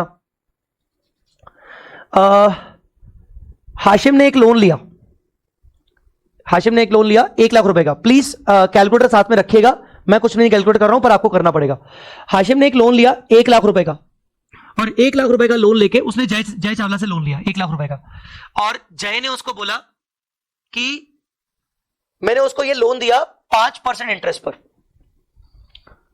कितने इंटरेस्ट पर? 5%, 5% पर। ठीक है ना। मार्केट का रेट 10% है, पर वो मेरा पहचान का है तो मैंने उसको 5% में दे दिया। मार्केट का रेट 10% है, ऑलराइट। अभी ये 1 लाख रुपए मुझे बेसिकली हाशिम को ये वापस करने हैं 1 साल बाद। 1 लाख रुपए हाशिम को वापस करने हैं 1 साल बाद, अलोंग विथ इंटरेस्ट। इंटरेस्ट कितना? 5,000, ठीक है। तो टोटल मिला के हाशिम मुझे कितना रीपे करेगा? 1,05,000। 1,05,000। आज का मार्केट रेट क्या है? 10%। 10%। तो टाइम वैल्यू ऑफ मनी की जो टाइम वैल्यू ऑफ मनी है वो किससे रिफ्लेक्ट हो रही है? 5% से कि 10% से? 10%। 10%। आप लोग निकालो 1,05,000 का प्रेजेंट वैल्यू एक साल का आज का। 95,454 95,454 95,000 454 95,500। चलो 95,500, ठीक है। सो 95,500 हाशिम के पॉइंट ऑफ सोचना, हाशिम ने मुझसे लोन लिया है, उसने मुझसे लोन लिया 1 लाख रुपए का। तो समझो बात को, वो मुझे जो लोन लिया है ना, उसने आज जो मुझसे लोन लिया है 1 लाख रुपए का, वो मुझे रीपे करेगा 1,05,000 एक साल बाद, पर उसकी आज की प्रेजेंट वैल्यू 95,000 के बराबर है, क्योंकि मैं उसको 5% का फायदा दे रहा हूं। मैं उसको 5% का फायदा दे रहा हूं। मतलब ये लोन मैंने उसको 5% रेट ऑफ इंटरेस्ट पे दिया इंस्टेड ऑफ 10%, जो कि मार्केट रेट पर है।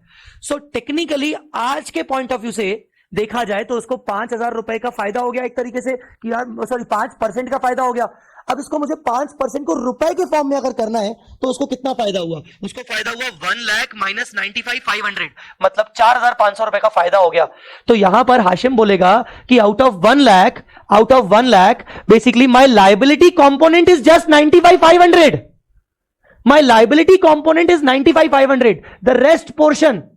The rest portion 4,500, it is not my liability component, it is my equity component. It is not my liability, it is equity. Sir, what is the difference between liability and equity? See, liability means a obligation to pay in cash. Liability मतलब एक obligation है, मुझे cash में repay करना पड़ेगा, but equity मतलब no obligation to repay in cash. तो what Hashim will do right now, उसने जो लोन लिया मुझसे वो एंट्री करेगा, bank account debit 1 lakh to liability component 95,500 to equity component 4,500। फिर वो लाइबिलिटी कंपोनेंट का एक अकाउंट बनाएगा,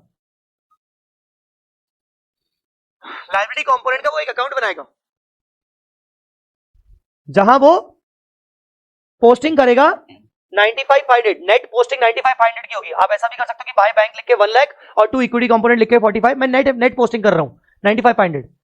फिर हाशिम 1 साल का वेट करेगा, और 1 साल का वेट करेगा तो उसको इंटरेस्ट चार्ज किया जाएगा, interest at the rate of 10%।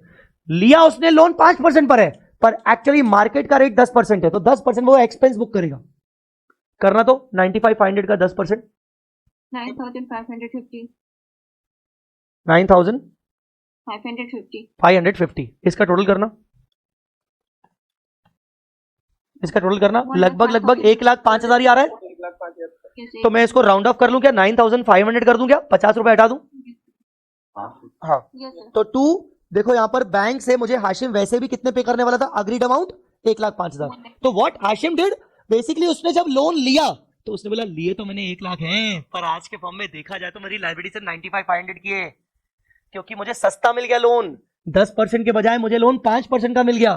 तो टेक्निकली आज के दिन अगर मैं वापस से रीपे करूं तो उसकी प्रेजेंट वापस से रीपे मैं कब करूंगा, 1 साल बाद, 1,05,000। पर आज उसकी प्रेजेंट वैल्यू कितनी है, 95,500। इसका मतलब मुझे 5% का जो फायदा हुआ है उसको अमाउंट फॉर्म में मैं बोल सकता हूं कि 4,500 रुपए का मुझे फायदा हो गया, जिसको मुझे रीपे करने की जिम्मेदारी नहीं है। That is called equity component. तो हमारा इंडेस हमें कहता है कि जब भी आप ऐसे प्रकार के कोई लोन लेते हो और वो मार्केट रेट से कम होते हैं, तो आप उसका लाइबिलिटी कंपोनेंट अलग निकालते हो और इक्विटी कंपोनेंट अलग निकालते हो। लाइबिलिटी कंपोनेंट को आप बोरिंग में दिखाओगे और इक्विटी कंपोनेंट को आप बोरिंग में नहीं दिखाओगे। इक्विटी कंपोनेंट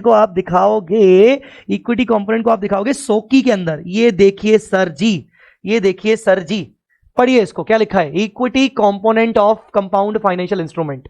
कंपाउंड का मतलब होता है, किसी ने कोई साइंस बैकग्राउंड का बच्चा हो जो कंपाउंड को बहुत अच्छे से डिस्क्राइब कर पाएगा, तुम में से कोई साइंस बैकग्राउंड का बच्चा है, कंपाउंड का मतलब क्या होता है,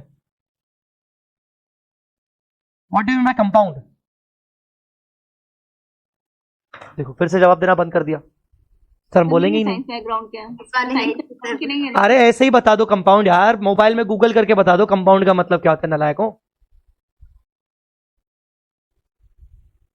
क्या होता है कंपाउंड? कंपाउंड मतलब ऐसा कोई एलिमेंट जिसमें 2 अलग अलग चीजों का मिक्सचर हो।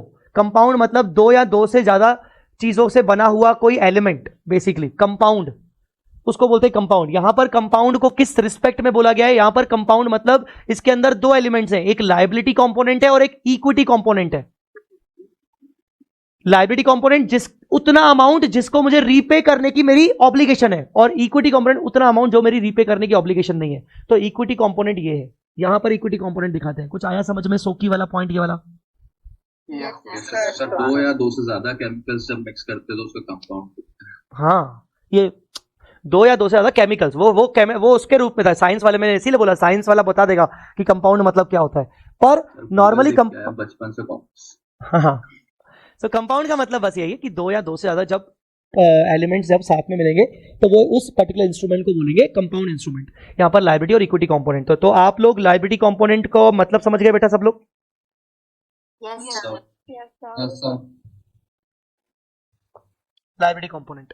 सो लायबिलिटी कंपोनेंट आपको सेपरेटली दिखाना है। इसके अलावा वापस आते हैं, other loans. Borrowing shall further classified secured unsecured, साथ में कोई सिक्योरिटी है तो ठीक है। गारंटीज बाय द डायरेक्टर्स, अगर आपने बोरोइंग किया है और आपके बिहाफ पर डायरेक्टर ने कोई बैंक को गारंटी दिया है तो आपको शो करना है। Bonds debentures in the descending orders of maturity और conversion. Maturity conversion descending order मतलब मान लो मेरे पास दो बॉन्ड है, एक 2 साल में मैच्योर होने वाला है और एक 10 साल में मैच्योर होने वाला है। सर पहले 2 साल में 2 साल वाले, देन 10 साल वाले। Yes sir. Just opposite. पहले 10 वाला फिर 2 वाला ना यार, डिसेंडिंग ऑर्डर है ना, ऊपर से नीचे, ऊपर से नीचे डिसेंडिंग ऑर्डर बेटा। Particulars of any redeemed bonds or debentures which the company can reissue, terms of repayment, period and amount of the default as on balance sheet date. In borrowing के अंदर अगर आपको कोई डिफॉल्ट हुआ है balance sheet date पे कितने time से डिफॉल्ट चलता है वो दिखाना पड़ेगा। ये दिखाने में हवा बच जाती है, बैंड बच जाती है, कंपनीज की नहीं दिखाती है मोस्टली, दिक्कत हो जाती है। तो फिर वो वही क्वालिफाइंग रिपोर्ट और दुनिया भर की चीजें होती हैं। Provisions, provision for the employee benefits in डेस 19। ग्रेचुइटी का प्रोविजन, लॉन्ग टर्म की बात चल रही है। नॉन करंट लायबिलिटी में प्रोविजन लॉन्ग टर्म के कौन से होते होंगे? ग्रेचुइट, रिटायरमेंट प्रोविजन, आपके retirement gratuity plans, retirement gratuity plans, bonus plans, ये सब आपके जो लॉन्ग टर्म नेचर के जो प्रोविजन होते हैं एम्प्लॉइज के, वो आप दिखा सकते हो। एंड अदर्स, अगर कोई इसके अलावा एम्प्लॉइज के अलावा अगर कोई दूसरे प्रोविजन हो लॉन्ग टर्म नेचर के तो आप वो दिखा सकते हो। अदर नॉन करंट लायबिलिटीज, इसमें आपने एडवांसेस जो कलेक्ट करके रखे, एडवांसेस कलेक्ट करके रखे हैं आपके, बेसिकली जो भी आप कॉन्ट्रैक्ट करने वाले हो उसके अगेंस्ट आपने एडवांसेस कलेक्ट करके रखे, या फिर other than that. Current liability में लगभग सेम, प्रोविजंस वाला point same, other current liability वाला लगभग point same. Revenue received in advance, उसमें बस एक आ गया डेटा से पहले से पैसा मिलकर revenue received in advance. Trade payable वो आपको माइक्रो एंड स्मॉल एंटरप्राइज और अदर्स में दिखाना पड़ेगा। Now again same, borrowings, term loan, from parties, department liabilities, current part, उसका ये डेफर्ड पेमेंट लायबिलिटी यहां पर आ गया, ठीक है। ये पॉइंट वैसा का वैसा ही आ गया। Other financial liability, financial liability में और क्या क्या होगा ये देखो, एक और ये भी चीज आ गई, current maturity of long term debt. Current maturity of long term debt, long term debt मतलब ये वाला टर्म लोन, टर्म लोन का करंट मैच्योरिटी, उसको तुम विद इन जो भी तुम ईएमआई विद इन 1 ईयर पे करने वाले हो, उस लॉन्ग टर्म डेट की करंट मैच्योरिटी तुम्हारी यहां पर आ जाएगी। करंट मैच्योरिटी, करंट वाला part. Current maturity of finance lease obligation, आपने अगर कोई फाइनेंस लीज पर असेट लिया है, फाइनेंस लीज सबको याद होगा, इंटर में AS 19 करके फाइनेंस लीज था, तो लेसी अपनी बुक्स में एक लीज लायबिलिटी बुक करता था। Yes, sir. याद आ रहा है? 5-6 कंडीशन। हाँ, 5 कंडीशन थी, उनके बेसिस पर 5 में से कोई कंडीशन फुलफिल होगी तो हम फाइनेंस लीज मानते थे। तो बेसिकली हम लीज लायबिलिटी बुक करते थे लोन की तरह, और हम उसके ऊपर इंटरेस्ट लगाते जाते थे, यही होता था। तो मान लो 10 साल का लीज लायबिलिटी है, उसमें से विद इन 1 ईयर में जो भी मैं रीपे करने वाला हूं that is current maturity. Interest accrued, ये इंपॉर्टेंट है, जितना भी इंटरेस्ट अक्रूड होगा वो आपके अदर फाइनेंशियल लायबिलिटी में जाएगा। अनपेड डिविडेंड्स, ये आपके बहुत इंपॉर्टेंट, ये सब इंपॉर्टेंट है, ये analysis of financial statement chapter के अंदर पूछेंगे वो लोग। Application money receive for allotment securities to the extent refundable, जो भी एप्लीकेशन मनी रिफंडेबल है। सोकी के अंदर भी एक एप्लीकेशन मनी आती है, सोकी के अंदर भी एप्लीकेशन मनी आती है, पर उसका अलॉटमेंट पेंडिंग है, अलॉटमेंट होगा, ठीक है। तो सोकी के अंदर अलॉटमेंट पेंडिंग वाली है, और जो अदर फाइनेंशियल लायबिलिटी में रिफंडेबल वाली है।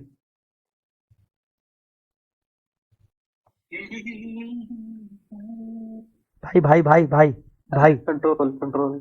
हाँ सर एक डाउट था। हाँ सर हमने अगर मतलब एक मशीनरी लोन लिया है मतलब 5 लाख का, और उसको 3 इंस्टॉलमेंट पे करना है, अगर करंट ईयर में अगर एक इंस्टॉलमेंट ड्यू हो रही है मतलब 1,50,000 तो उसमें उसको हम नॉन करंट में दिखाएंगे या करंट में?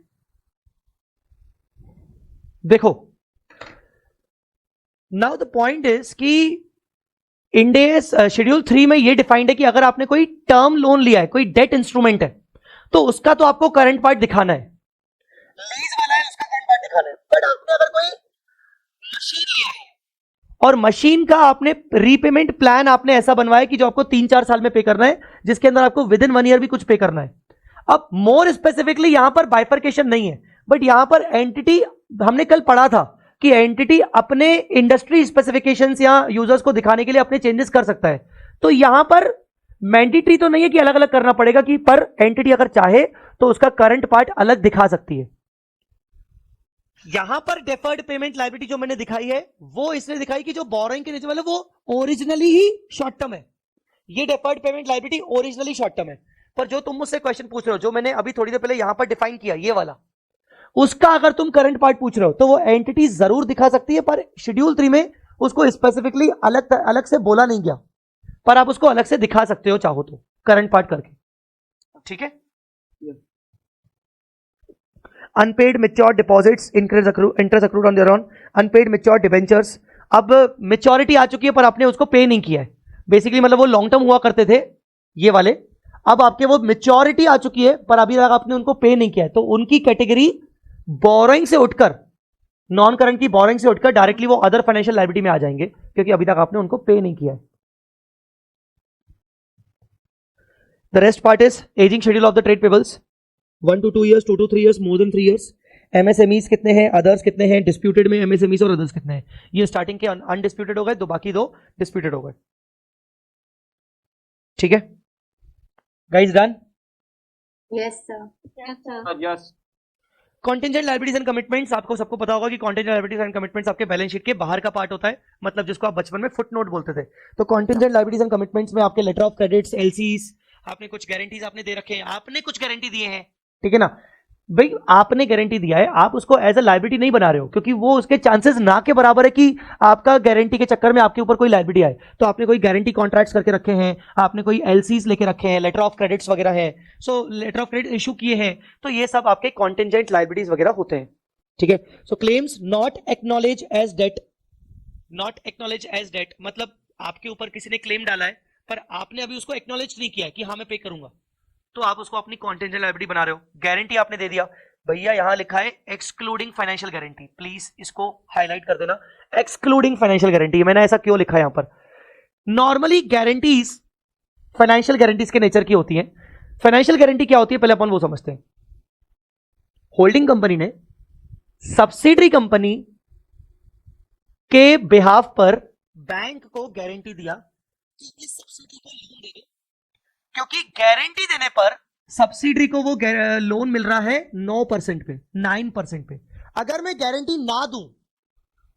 गारंटी ना दूं तो उसको वो लोन मिलेगा 12% पे।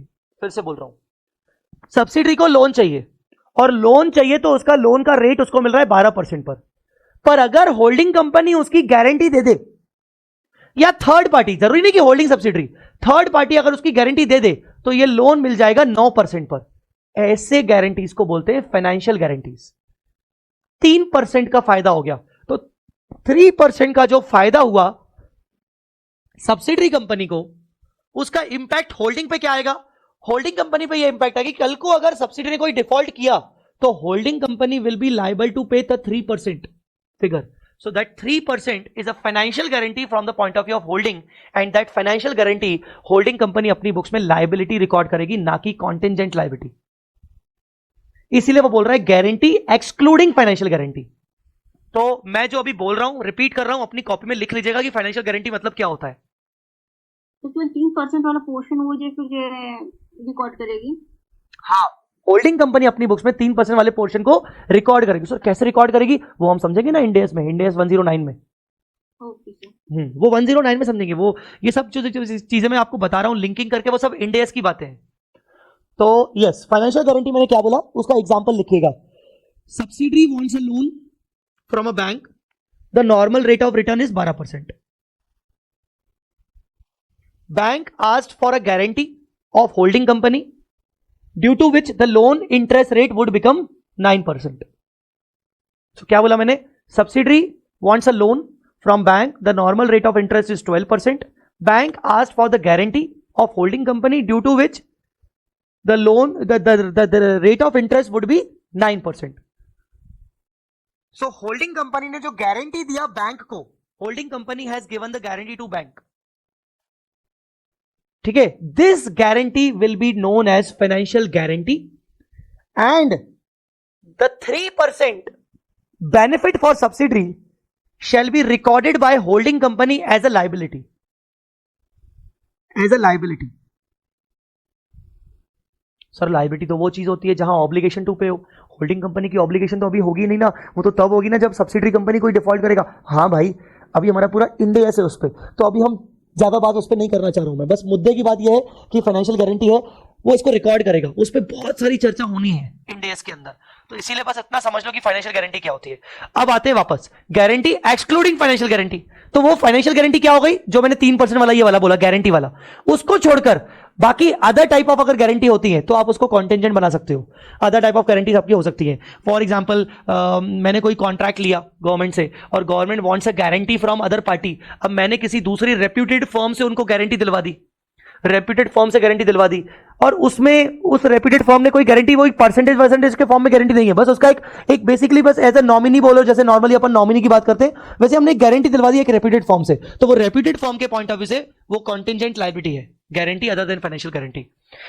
Other money for which company is contingently liable, और अगर कोई दूसरी कॉन्टिजेंट लायबिलिटी है तो सर एग्जाम्पल दो ना, अदर वाला एग्जाम्पल दो ना, याद आ गया अचानक से. मैंने बिजनेस एक्विजिशन की है, मैंने कंपनी को एक्वायर किया, उसके साथ डील चल रहा है कि मैं उसको कितना कंसिडरेशन दूंगा, उसको खरीदने के बदले में उसको कितना कंसिडरेशन दूंगा. So I offered them 500 CR. I offered them 500 CR, but it is still in negotiation terms. अभी नेगोशिएशन चल रहा है और 500 करोड़ उनको जम नहीं रहा है. तो व्हाट आई ऑफर्ड देम कि let's take 500 CR, and as far as if you want more, तो एक काम करते हैं, I will give you 50 crore more after 2 years. मैं 2 साल बाद तुम्हें 50 करोड़ रुपए एक्स्ट्रा दूंगा अगर 2 साल में मुझे मेरा नेट प्रॉफिट रेशियो अभी से 5% बढ़ गया. तो जो मेरा अभी नेट प्रॉफिट रेशियो है उससे अगर 5% बढ़ गया तो मैं तेरे को आगे चल के 50 करोड़ दे दूंगा.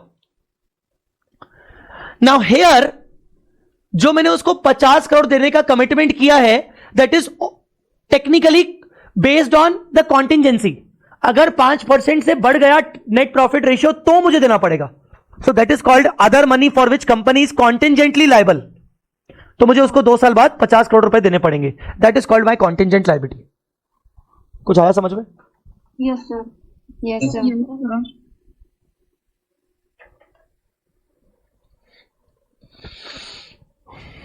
बाकी estimate amount of the contract remaining to be executed on the capital accounts or not provided for uncalled liability on shares, other commitments. ये सारे commitments आपको अलग से separately दिखाने हैं. ये पोर्शन आप रीड करेंगे क्या 2 मिनट अभी? Yes sir. रीड करके मुझे बताएंगे क्या प्लीज?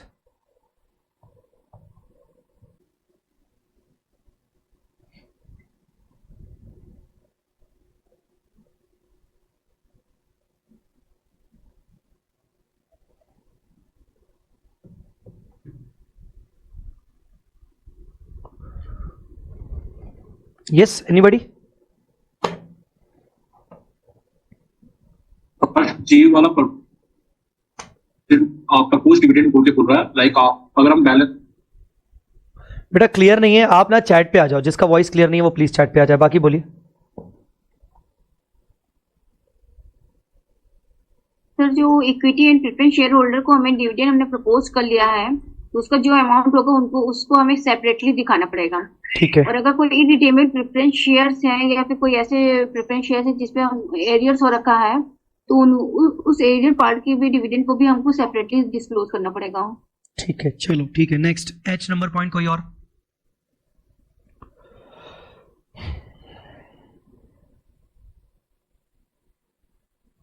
सर कोई स्पेसिफिक सिक्योरिटीज कोई स्पेसिफिक पर्पस के लिए अगर इशू किया है और अमाउंट या तो कोई पार्ट में उसका स्पेसिफिक पर्पस के अलावा कहीं और यूज हो रहा है, तो उसे भी हमें सेपरेटली बताना पड़ेगा या नोट देना पड़ेगा। किस चीज का वापस से बोलना? सर स्पेसिफिक पर्पस के लिए कोई सिक्योरिटी इशू किया है एंड वो स्पेसिफिक पर्पस के लिए यूज नहीं किया है कोई पार्ट या अमाउंट, तो वो उसको नोट के फॉर्म में हमें डिस्क्लोज करना पड़ेगा सेपरेटली। ठीक है, मतलब शेयर्स और सिक्योरिटीज, डिबेंचर्स, बॉन्ड्स अगर आपने इशू किए हैं आपने, और ये पर्टिकुलर बॉन्ड्स आपने स्पेसिफिक पर्पस के लिए इशू किए, आपने किसी प्रोजेक्ट के लिए इशू किए हैं और वो प्रोजेक्ट अभी तक आपका इनिशिएट नहीं हुआ है, तो आपको उसको सेपरेट इन्फॉर्मेशन देना पड़ेगा। ठीक है, नेक्स्ट। और कोई? पर जब लोन लिया हुआ है बैंक से या फाइनेंशियल इंस्टीट्यूशन से, तो स्पेसिफिक पर्पस के लिया होगा, तो अगर उस लोन का उस स्पेसिफिक पर्पस के यूज नहीं हुआ तो उसको सेपरेटली डिस्क्लोज करना। दोनों पॉइंट सेम है, बस ऊपर सिक्योरिटी है नीचे लोन है, बस। ठीक है, आपने स्पेसिफिक पर्पस से लेके रखा है बट अभी तक आपने उसको यूज नहीं किया है।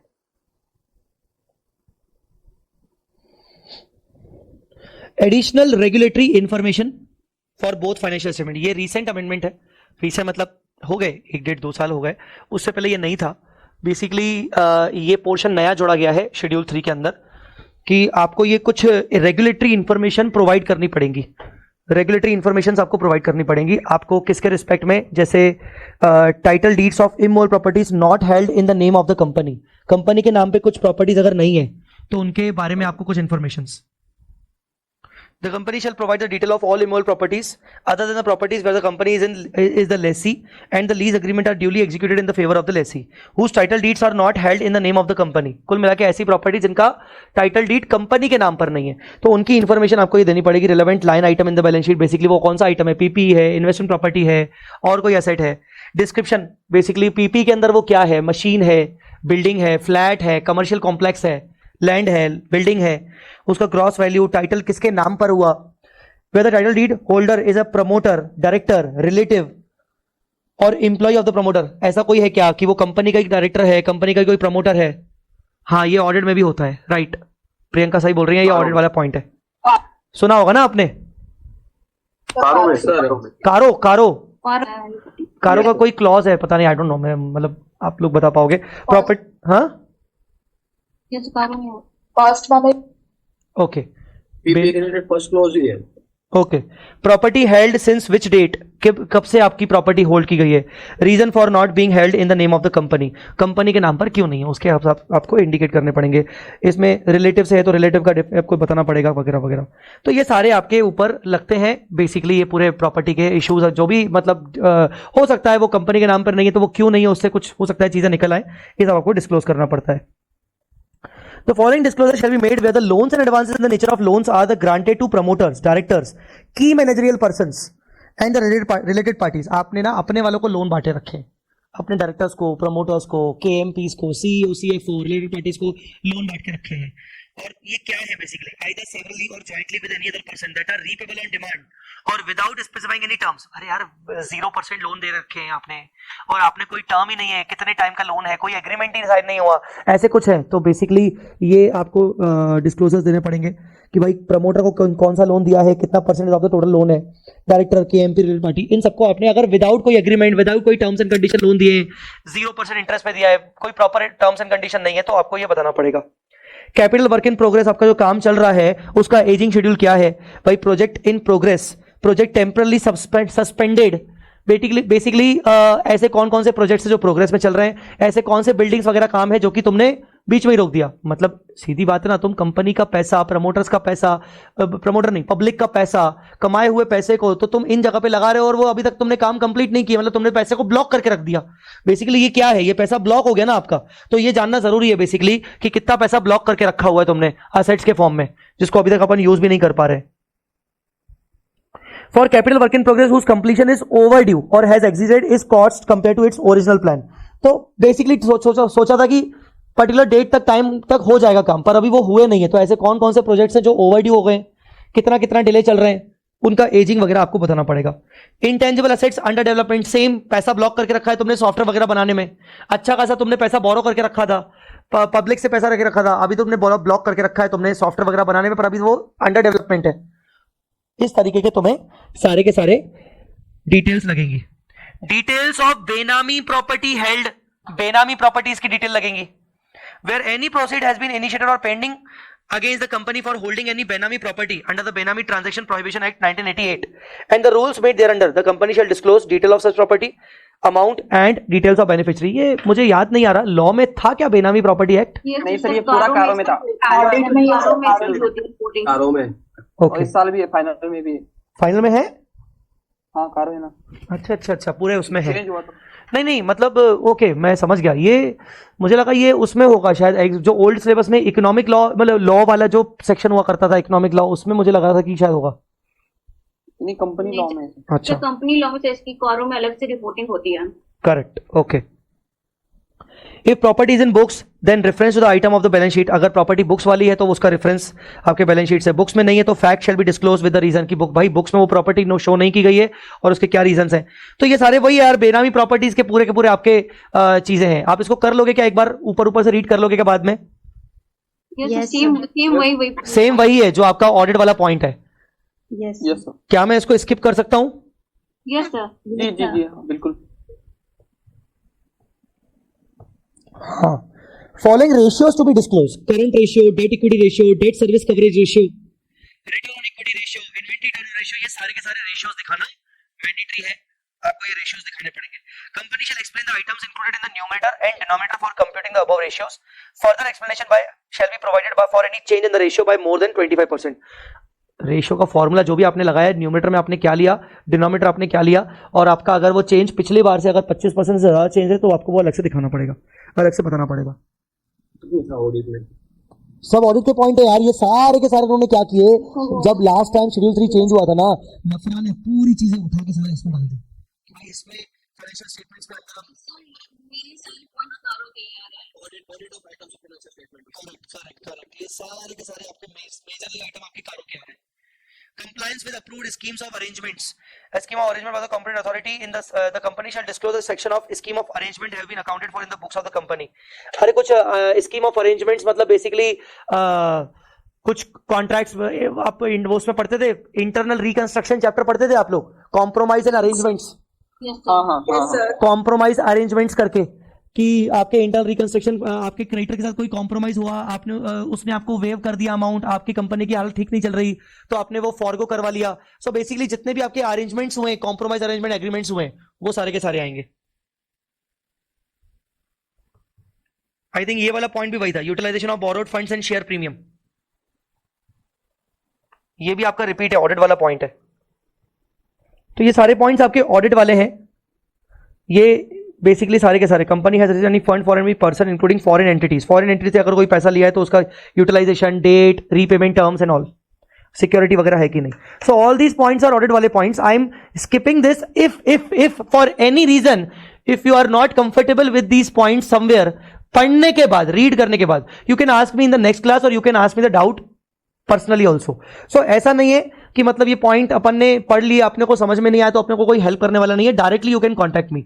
बट द पॉइंट इज कि सारे ऑडिट वाले पॉइंट है तो पहले आप खुद पहले पढ़िए और वेयर एवर पॉसिबल जहां जहां नहीं समझ में आ रहा है वहां आप टिक लगा के मुझसे पूछिए, ठीक है। Let's come to the P&L वाला पॉइंट, थोड़ा सा फास्ट चलते हैं। Let's come to the P&L वाला पॉइंट। मुझे ये बताओ, P&L के अंदर एक्सपेंसेस के 7 आइटम्स होते हैं, कौन कौन से होते हैं, कौन बताएगा? एक्सपेंस के 7 आइटम होते हैं, कौन बताएगा? Purchase of stock, material consumed, change in stock, depreciation and amortization. देख के नहीं बताना है, देख के नहीं बताना है। याद है सर, वो याद है सर। हाँ बताओ फिर से बोलो। फिर से purchase of stock, material consumed. गलत। सीक्वेंस चाहिए मुझे, sequence.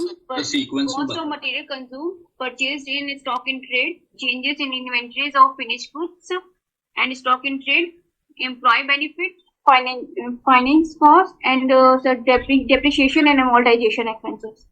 And other expenses. Very good. 7 items हो गए आपके। Cost of material consume, purchase of stock in trade, changes in inventory of finish goods, stock in trade, WIP।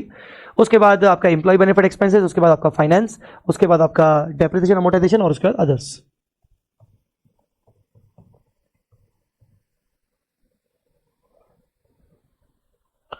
पूरा जो profit and loss है वो 2 चीजों से मिलकर बनता है, एक profit and loss for the period और एक OCI फॉर द पीरियड। दोनों को मिलाएंगे तो टोटल कॉम्प्रहेंसिव इनकम माना जाएगा। रेवेन्यू फ्रॉम ऑपरेशन में आपका अगर प्रोडक्ट से रेवेन्यू है उसको सेपरेटली दिखाओ, सर्विस रेवेन्यू है उसको सेपरेटली दिखाओ। मतलब एक ऑटोमोबाइल कंपनी जो कार बेचती है तो कार बेचने का रेवेन्यू अलग दिखाएगी, और कार बेचने के अलावा वो सर्विस भी देती है, क्योंकि उस कार बेचने के बाद वो 2 फ्री सर्विसेज दे रही है, तो वो 2 फ्री सर्विसेज का पैसा भी अलग से दिखाएगी। सर फ्री है ना वो तो बेसिकली आपको लग रहा है वो फ्री है, आपके लिए आपसे वो पैसे ही पहले से ही मांग चुकी होती है कार के, और बाद में वो सर्विस तो आपको देती रहेगी ना, ऐसा थोड़ी कि 2 फ्री सर्विस के बाद आप आओगे नहीं। तो बेसिकली ऑटोमोबाइल कंपनी की बात करें तो कार बेचने का रेवेन्यू अलग, सर्विस जो भी उसने आपको परफॉर्म करके दिया उसका रेवेन्यू अलग। अगर वी स्मार्ट एकेडमी की बात करें तो प्रोडक्ट बेचा अलग, बुक सेल हुआ अलग, लेक्चर सेल हुआ अलग, या total combine lectures online video sale हुए अलग और ओनली बुक सेल हुआ अलग। तो बेसिकली आपको अलग अलग अलग अलग दिखाना है। ग्रांट्स और donation received, Ind AS 20 cover होगा, यहां पर इंड AS 20 कवर होगा। ग्रांट और डोनेशन रिसीव्ड, अगर आपने कोई ग्रांट रिसीव किया जो कि रेवेन्यू नेचर का ग्रांट है, रेवेन्यू नेचर का ग्रांट है, इस पे तुम लड़ाई कर लोगे मुझसे, सर ग्रांट को रेवेन्यू क्यों माना। ग्रांट के अंदर इंड AS 20 में हम पढ़ेंगे कि रेवेन्यू नेचर की ग्रांट को आप बुक कर सकते हो P&L में डायरेक्टली, ठीक है ना। एक एग्जांपल देता हूं, मैंने एक ऑडिट किया था इंडियन पोस्टल डिपार्टमेंट का अपने बहुत पहले जब मैं प्रैक्टिस करता था, तो इंडियन पोस्टल डिपार्टमेंट का जब मैंने ऑडिट किया था तो उनको रेगुलर बेसिस पे रिकरिंग नेचर की ग्रांट मिलती थी, recurring, and that was technically considered as the income for that Indian postal department, because Indian postal department technically loss में है, तो उसको उसके खर्चे बियर करने के लिए ग्रांट्स मिलती थी। तो वो जो उसको रेगुलर मंथली ग्रांट्स मिलती थी या फिर 3 मंथली क्वार्टरली ग्रांट मिलती थी, वो बेसिकली उसका मेन रेवेन्यू में डालते थे, वो revenue from operation. Other operating revenues, और अगर ऊपर के ऑपरेटिंग रेवेन्यूज के अगर अलावा कुछ है, सर अदर में क्या हो सकता है, सपोज आप रॉयल्टी के बेसिस पर आप अपने पेटेंट्स बांटते रहते हो, आपको रॉयल्टी मिलता है, आपको कमीशंस मिलता है, आपका रेगुलर एक्टिविटी है, कमीशंस भी आपको मिलता रहता है, इंसेंटिव्स मिलते हैं, या फिर आप अपने पेटेंट टेक्नोलॉजी आप किसी को यूज करने के लिए देते रहते हो, आपका काम है, तो आपको रॉयल्टी मिल रही है, तो royalty becomes your other operating revenue. Finance cost shall be interest आ सकता है, dividend on redeemable preference share आ सकता है। भाई साहब डिविडेंड को वो फाइनेंस कॉस्ट मान रहे हैं, क्यों क्यों क्यों?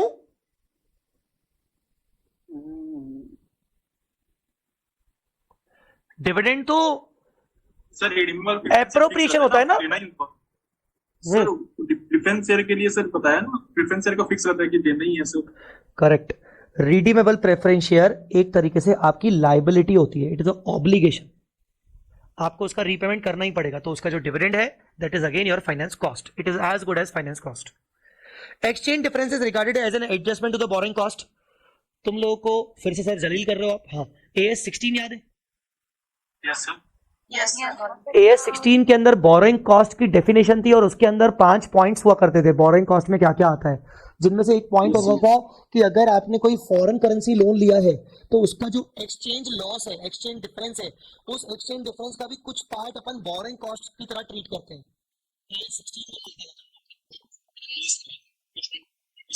एक्सचेंज डिफरेंस का कुछ पोर्शन आप बोरिंग कॉस्ट में मानते थे, to the extent of saving in interest cost, जितना भी आपका इंटरेस्ट की सेविंग हुई है फॉरेन करेंसी लोन के कारण, उतना आपका डिफरेंस अगर आ गया, लॉस आ गया, तो आप उसको बोरिंग कॉस्ट मानोगे, तो ये वही है। So basically this is in reference to Ind AS 23। Other borrowing cost, और इसके अलावा कोई दूसरी बोरिंग कॉस्ट है तो यहां पर आ जाएगा। सर अदर में क्या आएगा? सर अदर में बेसिकली क्या आएगा बेटा, आपका अदर में वो आएगा, आपने लीज पर असेट लिया है, फाइनेंस लीज पर असेट लिया है, और या तो नॉर्मली आपने लीज पर लिया है, तो लीजिंग के केस में जो भी आप इंटरेस्ट बुक कर रहे हो वो आपका अदर बोरिंग कॉस्ट हो गया।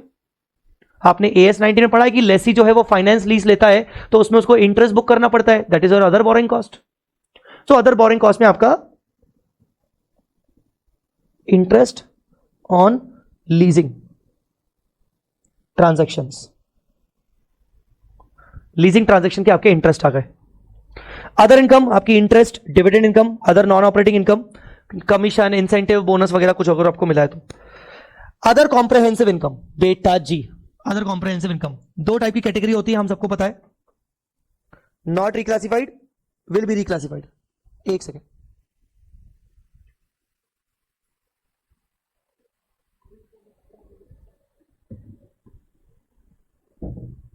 सो not to be reclassified and reclassified. अब इसके अंदर बेटा जो आइटम आ रहे हैं ना वो आपको इतनी आसानी से समझ में नहीं आएगा क्योंकि वो हर एक इंड AS से निकाले गए, बट जैसे भी मैं आपको बताना चाहूं, suppose changes in revaluation surplus, ये तुम अपने जमाने में AS 10 के अंदर पढ़ चुके हो रिवैल्यूएशन रिजर्व के रूप में, तो ये तुम्हें फिर भी थोड़ा बहुत समझ में आएगा। इंड AS 16 आएगा इसका। Exchange transaction in translating the financial statement of foreign operation, तुमने नॉन इंटीग्रल ब्रांच के अंदर तुमने पढ़ा था इंटर के अंदर FCTR, foreign currency translation reserve, तो FCTR ये तुम्हें थोड़ा बहुत समझ में आ रहा होगा। बाकी इसके अलावा जितने भी हैं वो तुम्हें अभी नहीं समझ में आएंगे, क्योंकि वो उनका रिलेशन बहुत सारे दूसरे इंड एएस के रिस्पेक्ट में।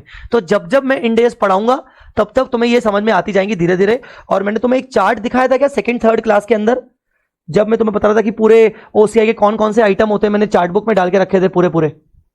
मैंने शायद दिखाया था, मुझे ध्यान आ रहा है कि दिखाया था शायद। हाँ, तो वो मतलब हम उसके समराइजेशन भी करेंगे आगे चल के।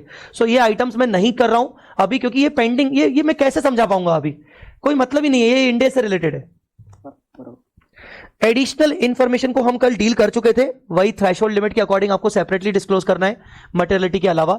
अनडिस्क्लोज आपका अगर इनकम टैक्स के अकॉर्डिंग कोई अनडिस्क्लोज इनकम फाइंड आउट की गई है तो आप उसको अलग से दिखाओगे। कॉर्पोरेट सोशल रिस्पॉन्सिबिलिटी, सीएसआर पर आपने कौन कौन से खर्चे किए हैं, कितना शॉर्टफॉल है, रीजन कितने शॉर्टफॉल के, कौन सी एक्टिविटी में खर्चा किया है, वगैरह वगैरह। क्रिप्टो करेंसी, इन सब की बातें अपन कर चुके हैं। एम आई राइट? ये सब यहां तक हो चुका है। पार्ट 3 मैं आपके ऊपर छोड़ रहा हूं, मुझे 5 मिनट्स चाहिए, मैं पार्ट 3 आपके ऊपर छोड़ रहा हूं इन ओनली 5 मिनट। टेबल वेबल जाए भाड़े में, टेबल में है ही क्या वो, ठीक है। इन ओनली 5 मिनट, 5 मिनट भी नहीं, इवन 3 मिनट्स ओनली। ये पढ़ो और मुझे समझाने की कोशिश करो।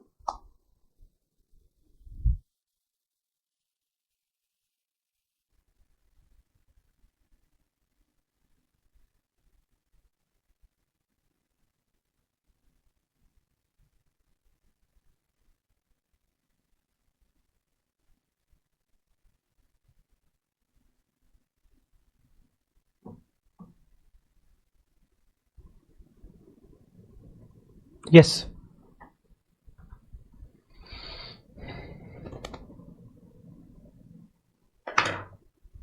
पढ़ा गया?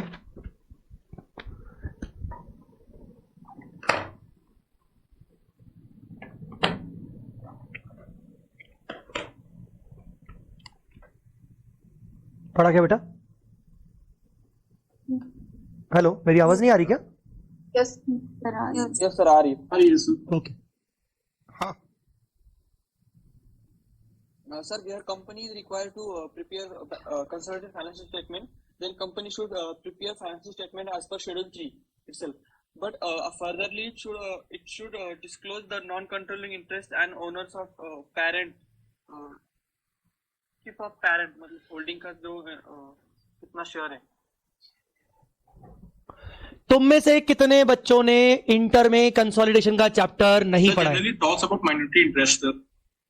हाँ Profit and loss. हाँ, आई एम कमिंग, रुको। तुम में से कितने बच्चों ने कंसोलिडेशन का चैप्टर सीए इंटर में नहीं पढ़ा है? मैंने सर अच्छे से नहीं पढ़ा। पढ़ा है, अच्छे से मतलब कुछ टर्म्स तो याद होंगी ना?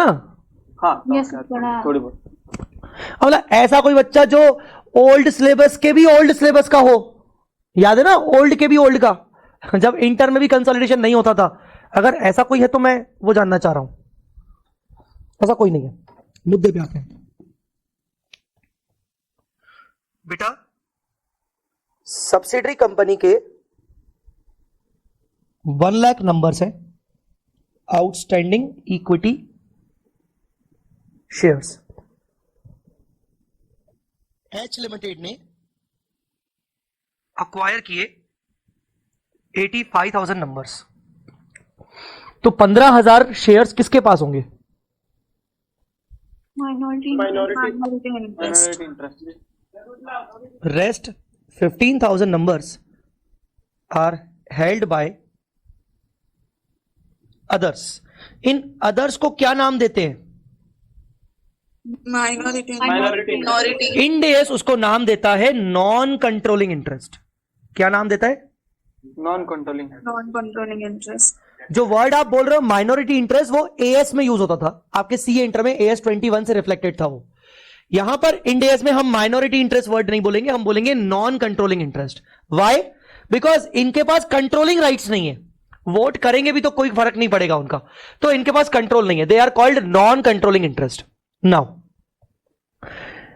एनसीआई, नॉन कंट्रोलिंग इंटरेस्ट, इनका इंपैक्ट बैलेंस शीट में क्या आएगा? कंसोलिडेटेड बैलेंस शीट में। और इनका इंपैक्ट कंसोलिडेटेड पीएनएल में क्या आएगा वो समझना है। तो NCI in balance sheet and in statement of changes in equity with in equity shall be presented separately from the equity of the owners of the parent। मुझे इसका कोई मतलब समझाए। मतलब इनको बैलेंस शीट में कहां शो करोगे?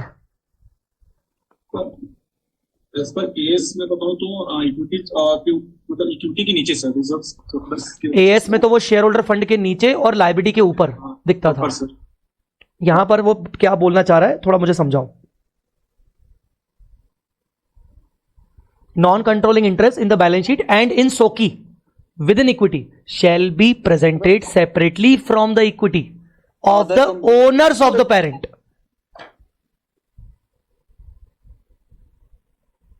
आप बता।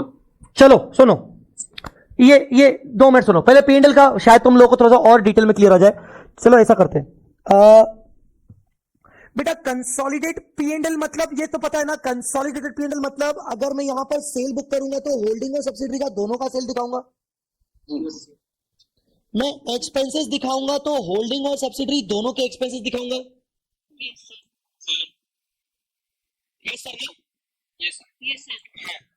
तो अगर मैं यहां पर होल्डिंग और सब्सिडरी दोनों का सेल दिखा रहा हूं, 500 300, ये हो गया 800। होल्डिंग और सब्सिडरी दोनों का एक्सपेंस दिखा रहा हूं, 320 180 500। तो मुझे बताओ जो ये प्रॉफिट आ रहा है 300, ये प्रॉफिट, अब छोड़ो कोई टैक्स वैक्स नहीं है, प्रॉफिट आफ्टर टैक्स आ गया फॉर एग्जांपल। ये कह रहा है कि ये 300 के अंदर एनसीआई वालों का कितना शेयर है वो अलग से दिखाओ। एनसीआई वालों का कितना शेयर है अलग से दिखाओ। मतलब इसको मैं 2 हिस्सों में बांटूंगा, profit attributable to NCI and profit attributable to owners of parent. अच्छा, एनसीआई के हम मान लेते हैं 2 मिनट के लिए कि सपोज 20% है, मतलब सॉरी ऊपर तो 15 लिखा था ना, हाँ 15% लिख देते हैं। हमने 1 लाख शेयर्स में से 85,000 शेयर परचेज किए, 15% शेयर्स अदर्स के पास है। तो अभी मेरा ये सवाल है, एनसीआई कितने परसेंट है? 15% है। मेरा सवाल आपसे ये है कि मुझे बताओ यहां पर अमाउंट कितना आएगा? सर 18 आएगा एनसीआई के लिए। कितना? 18। 45 सर ना, 300 का 15% 45। सर एक प्री प्रॉफिट और पोस्ट प्रॉफिट का बात करें क्या सर? जैसे प्री प्रॉफिट का नहीं, वो इतना डीप में मत जाओ। वो बस यहां पर जितना भी प्रॉफिट है वो पोस्ट प्रॉफिट है, प्री प्रॉफिट तो कैपिटल प्रॉफिट रहता है। यस सर, इतना डिटेल में मत जाओ। ओनर्स को 102 45 300 का 300 का भी 15% करूं? यस सर, गलत। अगर तुम लोग सोच रहे हो कि 300 का 15% तो गलत। Very good, yes. Owner of parent holding की होल्डिंग है, हाँ, होल्डिंग की होल्डिंग है ना? नहीं होल्डिंग कंपनी। बेटा देखो ऐसा है कि मुझे बताओ सब्सिडरी कंपनी की बैलेंस शीट में जो इक्विटी शेयर कैपिटल हो रहा होगा वो 1 लाख होगा, 1 लाख नंबर होगा। इसके शेयर होल्डर कौन कौन है? वो एनसीआई, इसके शेयर होल्डर एनसीआई है और होल्डिंग कंपनी है। होल्डिंग। अब आप होल्डिंग की बैलेंस शीट में आओ। होल्डिंग की बैलेंस शीट में इसका खुद का इक्विटी शेयर कैपिटल होगा कि नहीं होगा? Yes sir. यस सर, और होल्डिंग की बैलेंस शीट में इन्वेस्टमेंट इन सब्सिडरी करके होगा।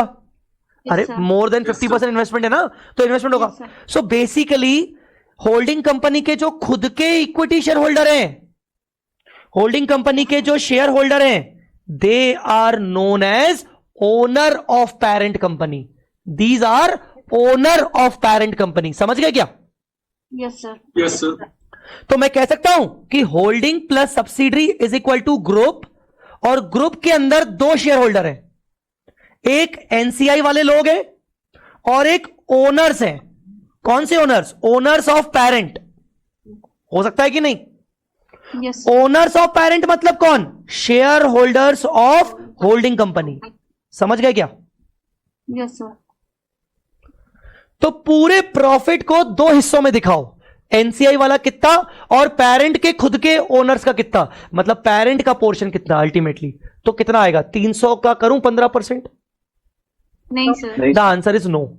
क्योंकि आप 300 का कैसे कर सकते हो भाई, एनसीआई, एनसीआई मतलब सब्सिडरी के शेयर होल्डर।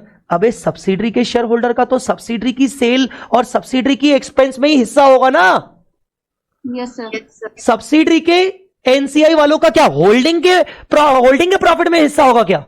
नहीं नहीं, उनका क्या सब्सिडरी में रहेगा। तो सब्सिडरी की सेल कितनी है 300, सब्सिडरी की एक्सपेंस कितनी है 180, कितना हो गया प्रॉफिट 120, 120 में उनका कितना हिस्सा है 15%। तो इसीलिए यहां आएगा 18 18 और 300 में से 18 गया, कितना बचा 282। और ये 282 कैसे बना, 282 कैसे बना? एक तो होल्डिंग के ओनर्स का खुद का प्रॉफिट, खुद की कंपनी का प्रॉफिट, मतलब 500 माइनस 320 करना तो 180 और होल्डिंग कंपनी का सब्सिडरी कंपनी के अर्निंग में शेयर, मतलब 300 माइनस 180 120, 120 का 85% 102। 102। तो अब करो 180 उस खुद का और 102 जो उसको सब्सिडरी से मिला, कितना हो गया 282। अभी समझ में आया सबको क्या बात चल रही है? Yes sir, yes sir. किसी को डाउट है क्या? No no sir. ये ना नीचे वाले बच्चे, नीचे मतलब जो मेरी लिस्ट में नीचे दिख रहे हैं, तृप्ति, विशाल, वेदिका, मोहित तो शुरू में बोलता भी था, संजना वोरा, ये कोई बोलता ही नहीं है, रश्मि, रोशनी, प्रतिभा, निशांत, नीरज, भाई तुम्हें क्या हो गया? शुरू की क्लास में बोलते थे, बोल तो रहा हूँ, आज भी बोल रहा था सर मैं। ये समझ में आ गया सबको इस तरीके से? तो अभी जो मैंने आपको समझाया वो पॉइंट यहां लिखा हुआ है, पढ़ना इसको।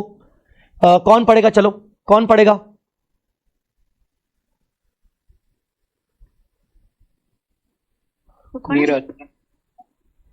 नेटवर्क मोनिका पढ़ो। Yes, sir. The profit or loss attributable to non-controlling interest and to owners of the parent in the statement of profit and loss shall be presented as allocation for the period. The aforesaid disclosure for total comprehensive income shall also be made in the statement of changes in equity. मतलब जैसा तुमने PNL में bifurcation किया वैसे ही तुम total comprehensive income, मतलब PNL और OCI का टोटल कॉम्प्रहेंसिव इनकम, मतलब सोकी के अंदर भी तुम अलग अलग दिखाओगे कि प्रॉफिट में दोनों का कितना कितना है, एनसीआई का कितना, ओनर्स का कितना, ओसीआई में दोनों का कितना कितना है और टोटल में दोनों का कितना है। आगे In addition to the disclosure requirement in the Indian accounting standards, the aforesaid disclosure shall also be made in respect of other comprehensive income. OCI का भी, मतलब कुल मिला के ओसीआई का बाइफर्केशन, ओसीआई के अंदर दोनों का कितना कितना और नेट प्रॉफिट में दोनों का कितना कितना और टोटल कॉम्प्रहेंसिव में कितना कितना। आपको कितना कितना समझ में आ गया ना ये कैसे निकलता है? Yes, sir. ये मैं आपको समझाऊंगा पूरा का पूरा। हमारे पास दो इंडेस है, इंडेस 103 और इंडेस 110 कंसोलिडेशन और 103 आपका बिजनेस कॉम्बिनेशन। ये पूरा बड़ा सारा चैप्टर है, बहुत बड़ा चैप्टर है पूरा। हम इसमें पीएनएल की बातें करेंगे, बैलेंस शीट की बातें करेंगे। तो ये वो है। तो ये पहला तो समझ में आ गया कि आपको प्रॉफिट को, टोटल ग्रुप के प्रॉफिट को दो हिस्सों में बांटना है। अब दूसरी वाली बात कर रहा है बैलेंस शीट में। तो बैलेंस शीट में मुझे रिस्पेक्ट में मैं वापस आऊंगा। बैलेंस शीट में वो क्या बोल रहा है कि भाई बैलेंस शीट के अंदर और सोकी के अंदर शैल be presented separately from the equity of the owners of the parent. मतलब क्या? आ जाओ सोकी में आ जाओ भाई। कहां है सोकी? ये ना सोकी। तुमने ये क्या दिखाया है? Share application money. ये तो पेरेंट वालों का। मान लो ये अदर इक्विटी पेरेंट की है, ये अदर इक्विटी, ये जो सोकी है ये पेरेंट की है। ये सब पेरेंट अपने आइटम्स दिखा रहा है, capital reserve, retained earning, debt equity instruments, cash flow reserve, revaluation exchange, ये सब। यहां क्या करेगा वो? एक सेपरेट कॉलम बनाएगा और यहां वो दिखाएगा माइनॉरिटी, सॉरी नाम एनसीआई, ये दिखाएगा एनसीआई। यहां वो सेपरेट कॉलम बनाएगा और वो दिखाएगा NCI which is separately from the parent. Parent से वो अलग दिखेगा। कुछ आ रहा है समझ में मेरी बात? Yes sir. तो सोकी के अंदर आप एनसीआई का जो भी चेंजेस हुए हैं ड्यूरिंग द ईयर में कि भाई ओपनिंग कितना था, प्रायर पीरियड एरर के चक्कर में कोई रेक्टिफिकेशन है क्या, फिर रिवाइज ओपनिंग, उसमें आपने एनसीआई को क्या क्या दिया, टोटल कॉम्प्रहेंसिव इनकम जो आपने यहां हिस्से किए 18, तो ये उसका इधर जाएगा, इधर उसका जाएगा। ये यहां उसको 18 लिखोगे, तुमने वहां उसका बाइफर्केशन कर दो, 18 यहां पर आ गया उसका, फिर उनको सब्सिडरी कंपनी से कोई डिविडेंड मिला क्या वगैरह वगैरह करके उनका नीचे बैलेंस आ जाएगा। ये एनसीआई आप सेपरेटली दिखाओगे। अब कुछ समझ में आया? Yes, sir. Yes, sir. और क्या बोल रहा है? बैलेंस शीट में भी कहां गया? और क्या बोल रहा है? बैलेंस शीट में भी और सोकी में भी सेपरेटली दिखेगा। अब बैलेंस शीट में सर कहां दिखेगा? आइए, बैलेंस शीट में कहां दिखेगा sir? Sir equity share capital other equity, और यहां अगर आप चाहो तो सेपरेटली दिखाना चाहो तो यहां आप दिखाओगे एनसीआई। कुछ आ रहा है समझ में? Yes, sir. Yes. ऐसे करके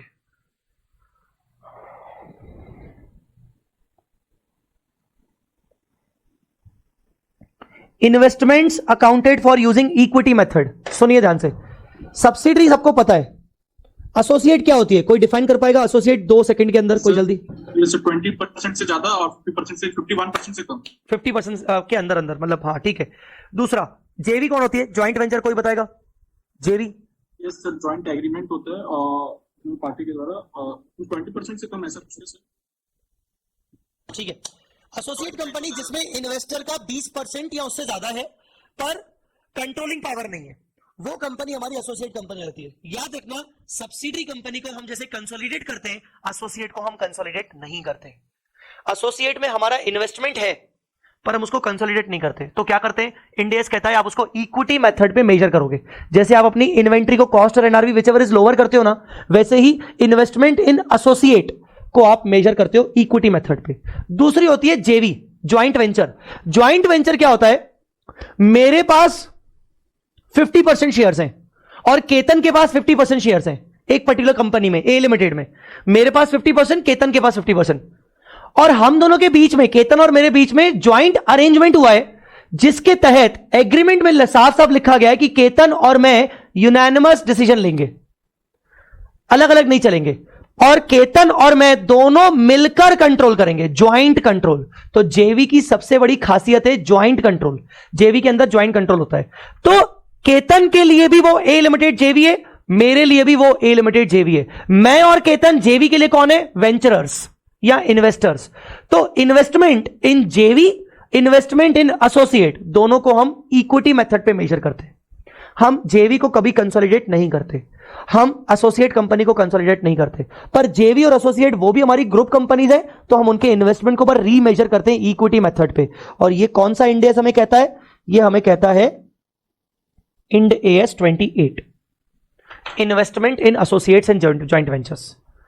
कंसोलिडेशन बनाते वक्त आपको ये एडिशनल डिस्क्लोजर देना पड़ेगा। क्या एडिशनल डिस्क्लोजर है? कि आपके पूरे ग्रुप में कौन कौन सी सब्सिडरीज है, इंडियन, फॉरेन, एनसीआई, उनके अंदर एनसीआई का क्या स्टेटस है, कितना परसेंटेज है, एसोसिएट कंपनीज कितनी है इंडियन फॉरेन, और जेवीज कितनी है इंडियन फॉरेन, उसके उनके नेट एसेट्स की औकात क्या है, क्या नेट एसेट्स है, उनमें आपका शेयर ऑफ प्रॉफिट कितना है, आपको इस बार कितना प्रॉफिट ऑफ शेयर मिला, ओसीआई में आपको कितना मिला, और टोटल कॉम्प्रहेंसिव में आपको कितना मिला। ठीक है, तो कुल मिला के आपको ये एडिशनल इंफॉर्मेशन आपको कंसोलिडेशन में देना पड़ता है। समझ गए सर? ये अपना जो मेजरमेंट इक्विटी मेथड पर अपन करेंगे तो इसका लॉजिक बेसिकली यही है ना, क्योंकि सब्सिडियरी को तो अपन ओन करके चलते हैं पर एसोसिएट को ओन नहीं करते, जेवी अपन ओन जरूर करते हैं बट वो इक्वालिटी से आ जाता है स्केल। राइट। दूसरा लॉजिक बता देता हूं, बहुत समझने में बहुत इंटरेस्टिंग है। अब पता नहीं कितने लोग इसको कर पाए, नहीं तो बाउंसर भी जा सकता है। आप सब्सिडियरी को जब कंसोलिडेट करते हो तो क्या करते हो? बेसिकली असेट्स और लायबिलिटीज मर्ज करते हो।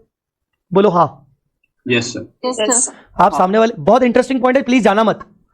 एसोसिएट सब्सिडियरी को जब आप मर्ज करते हो तो उसके 100% नेट एसेट्स लेके आते हो, उसके 100% लायबिलिटीज और एसेट्स लेके आते हो। ठीक है, ये हो गई सब्सिडियरी, क्योंकि उसके नेट एसेट्स में आपका कंट्रोल। अब एसोसिएट और जेवी के अंदर जब आप इक्विटी मेथड लगाते हो तो इक्विटी मेथड भी कहीं ना कहीं कंसोलिडेशन की तरह ही है। क्या है?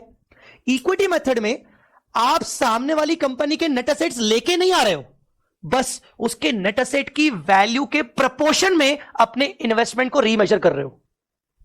मतलब तेरे एसोसिएट के नेट एसेट्स है 500 सीआर और तेरा उसमें इन्वेस्टमेंट है 30%, तो 500 सीआर इंटू 30% 150, और तेरा इन्वेस्टमेंट, तूने इन्वेस्टमेंट का कॉस्ट किया था 140 करोड़ का, तूने 140 करोड़ का इन्वेस्टमेंट को कॉस्ट किया एसोसिएट के अंदर, पर एसोसिएट की आज की नेट असेट वैल्यू है 500 करोड़, और 500 करोड़ में तेरा 30% है, तो 500 करोड़ का 30% कितना हुआ? 150। जबकि तू अपना इन्वेस्टमेंट कितना दिखा रहा है? 140। तो तू अपने इन्वेस्टमेंट को 10 करोड़ से हाई कर देगा। That is called equity method. तो सोचो, सब्सिडरी में तुम उसके नेट एसेट को फिजिकली मतलब तुम उसको मर्ज करते हो, एंट्री करके लेके आते हो, जबकि एसोसिएट और जेवी में तुम उसके नेट एसेट के प्रपोर्शन में अपने इन्वेस्टमेंट को रीमेजर कर देते हो। दोनों जगह कॉन्सेप्ट एक ही है। कान ऐसे पकड़ो या वैसे पकड़ो। हाँ, समझ गए? तो सर फिर सर फिर एक जैसा ट्रीटमेंट क्यों नहीं है? सब्सिडरी को तुम कंट्रोल कर पा रहे हो ना भाई, तुम एसोसिएट को कंट्रोल थोड़ी कर पा रहे हो। तुम उसके नेट एसेट अपनी बैलेंस शीट में कैसे दिखा सकते हो? पॉसिबल ही नहीं है। और जेवी की बात करें, जेवी को भाई साहब तुम अकेले कंट्रोल नहीं कर रहे हो, तुम्हारे साथ मिलकर दूसरा व्यक्ति भी कंट्रोल कर रहा है। मैंने अभी एग्जांपल दिया था। तो तुम फुल कंट्रोल नहीं है तुम्हारे पास। यही रीजन है कि सब्सिडरी में क्या होता है, हमारे पास फुल कंट्रोल होता है, इसीलिए हम उसके नेट एसेट मर्ज कर पाते हैं। एसोसिएट जेवी में हमारे पास फुल कंट्रोल नहीं होता, इस वजह से हम उसके अपने खुद के इन्वेस्टमेंट को रीवैल्यू करते हैं नेट एसेट्स के प्रोपोर्शन में। Yes, clear. आई होप ये वाला पोर्शन सबको समझ में आ गया होगा। बेटा बोलो, क्लियर है कि नहीं? Yes, sir. Yes, sir. Yes, sir. Yes. ध्यान से सुनिएगा मेरी बात। इंडेस 1 का नाम क्या है? Presentation of presentation. मुझे शुरू के 5 इंडेस के नाम बोले जल्दी। शुरू के 5 इंडेस।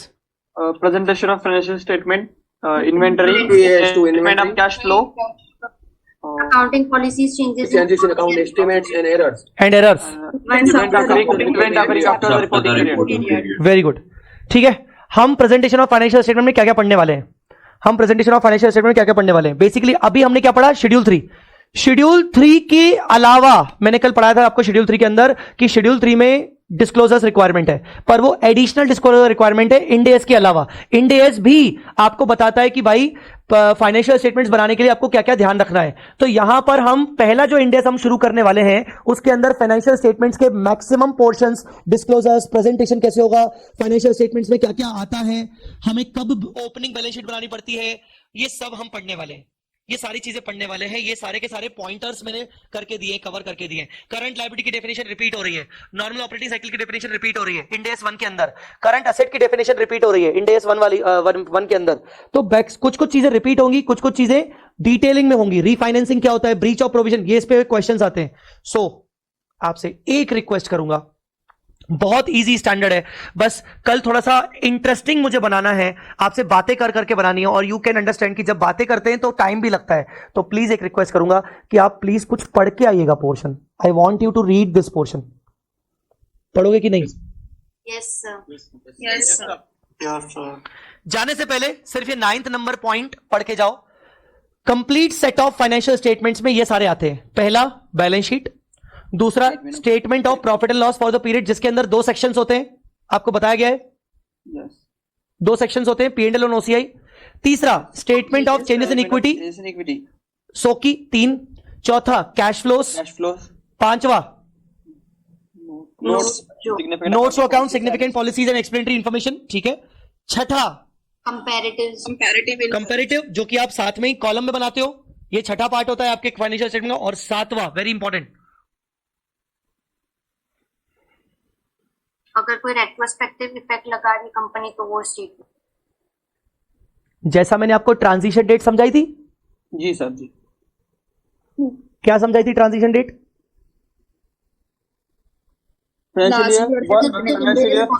जब तुम पहली बार इंडेक्स लगाओगे तो तुम्हें रिट्रोस्पेक्टिव चेंज करना पड़ेगा। रिट्रोस्पेक्टिव Yes, करने के लिए तुम पिछले साल के बिगिनिंग से करोगे। Yes sir. Yes, sir. वैसे ही अगर आगे चल के भी तुम्हारे कोई एरर होते हैं, अकाउंटिंग पॉलिसी चेंजेस होते हैं, कोई रिट्रोस्पेक्टिव एडजस्टमेंट होते हैं, तो सेम तुम्हें पिछले साल के बिगिनिंग पे जाके चेंज करना है और उस चेंज पर तुम्हें नई बैलेंस शीट बनाना है और उस बैलेंस शीट को बोलोगे opening balance sheet. Opening balance sheet, ठीक है। पर ओपनिंग बैलेंस शीट के नोट्स टू अकाउंट्स बनाने की जरूरत नहीं पड़ेगी। Notes of this opening balance sheet need not be presented. तो तुम्हारे complete set of financial statements में ये सारी चीजें आती हैं। Understood? Yes, sir. Yes, sir. चलो Yes, sir. तुमसे ही पूछ लेता हूं, कितने पॉइंट्स पढ़ के आओगे? बहुत सारे पॉइंट्स हैं, कितने पॉइंट्स पढ़ के आओगे? अपना अपना बताओ, अपना अपना कोटा बताओ।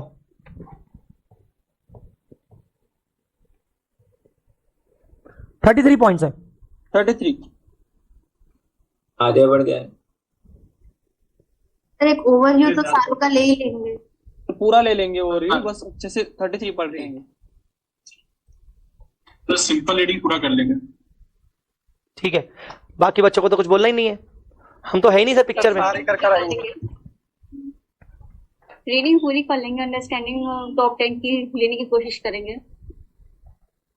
ठीक है, ये डिटेल में पढ़ना है मुझे, डिटेल में बातें करनी है मुझे आपसे, इसीलिए प्लीज पढ़ के आइएगा ताकि डिस्कशन में मजा आए। देखो पढ़ के आओगे ना तो मन में सवाल आएंगे, मन में सवाल आएंगे ना तो सुनने में मजा आएगा और पूछने में मजा आएगा। पढ़ के ही नहीं आओगे, मुझसे पढ़ोगे, बेयर रीडिंग करोगे, क्योंकि ये भी प्रैक्टिकल तो है नहीं, थ्योरी को इंटरेस्टिंग बनाना है तो पढ़ना पड़ेगा, और ऐसे ही सुनोगे डाउट्स नहीं जनरेट होंगे, डाउट्स नहीं आएंगे तो आधे घंटे में नींद आने लगेगी। तो पढ़ के आओ ताकि मन में डाउट्स पैदा हो, मन में सवाल पैदा हो। जब मैं खुद पढ़ा रहा हूं तो आपके मन में सवाल है, यार मैंने तो इसको ऐसे इंटरप्रेट किया था, सर तो ऐसा बोल रहे हैं, तो चीजें इंटरेस्टिंग बनेंगी। और यही हमारा, ये मान लो कि लास्ट, अभी फिलहाल तो आखिरी थ्योरी टॉपिक है, इसके बाद हम प्रैक्टिकल पे आने वाले हैं, तो इसको बहुत अच्छे से करना है क्योंकि इसके बेसिस पर बहुत सारी चीजें हमारी प्रैक्टिकल में हमें कवर होंगी, बहुत सारी रिपीट होंगी। ठीक है, यस सर। चलो, यस चलो, thank you so much guys, अभी के लिए इतना ही, मिलते हैं हम नेक्स्ट लेक्चर में। Thank you, bye sir. Bye bye bye bye bye bye, thank you. Bye sir, bye. Alright guys, bye bye, thank you so much, bye bye. Bye बोल के जाना पड़ेगा, नहीं तो पास नहीं हो पाओगे। तो सर बिगिनिंग वाला एडिट कर देंगे ना ऑनलाइन वालों के लिए। Bye sir. बाय, हाँ हाँ, चलो bye bye, thank you sir, bye bye. Thank you bye bye.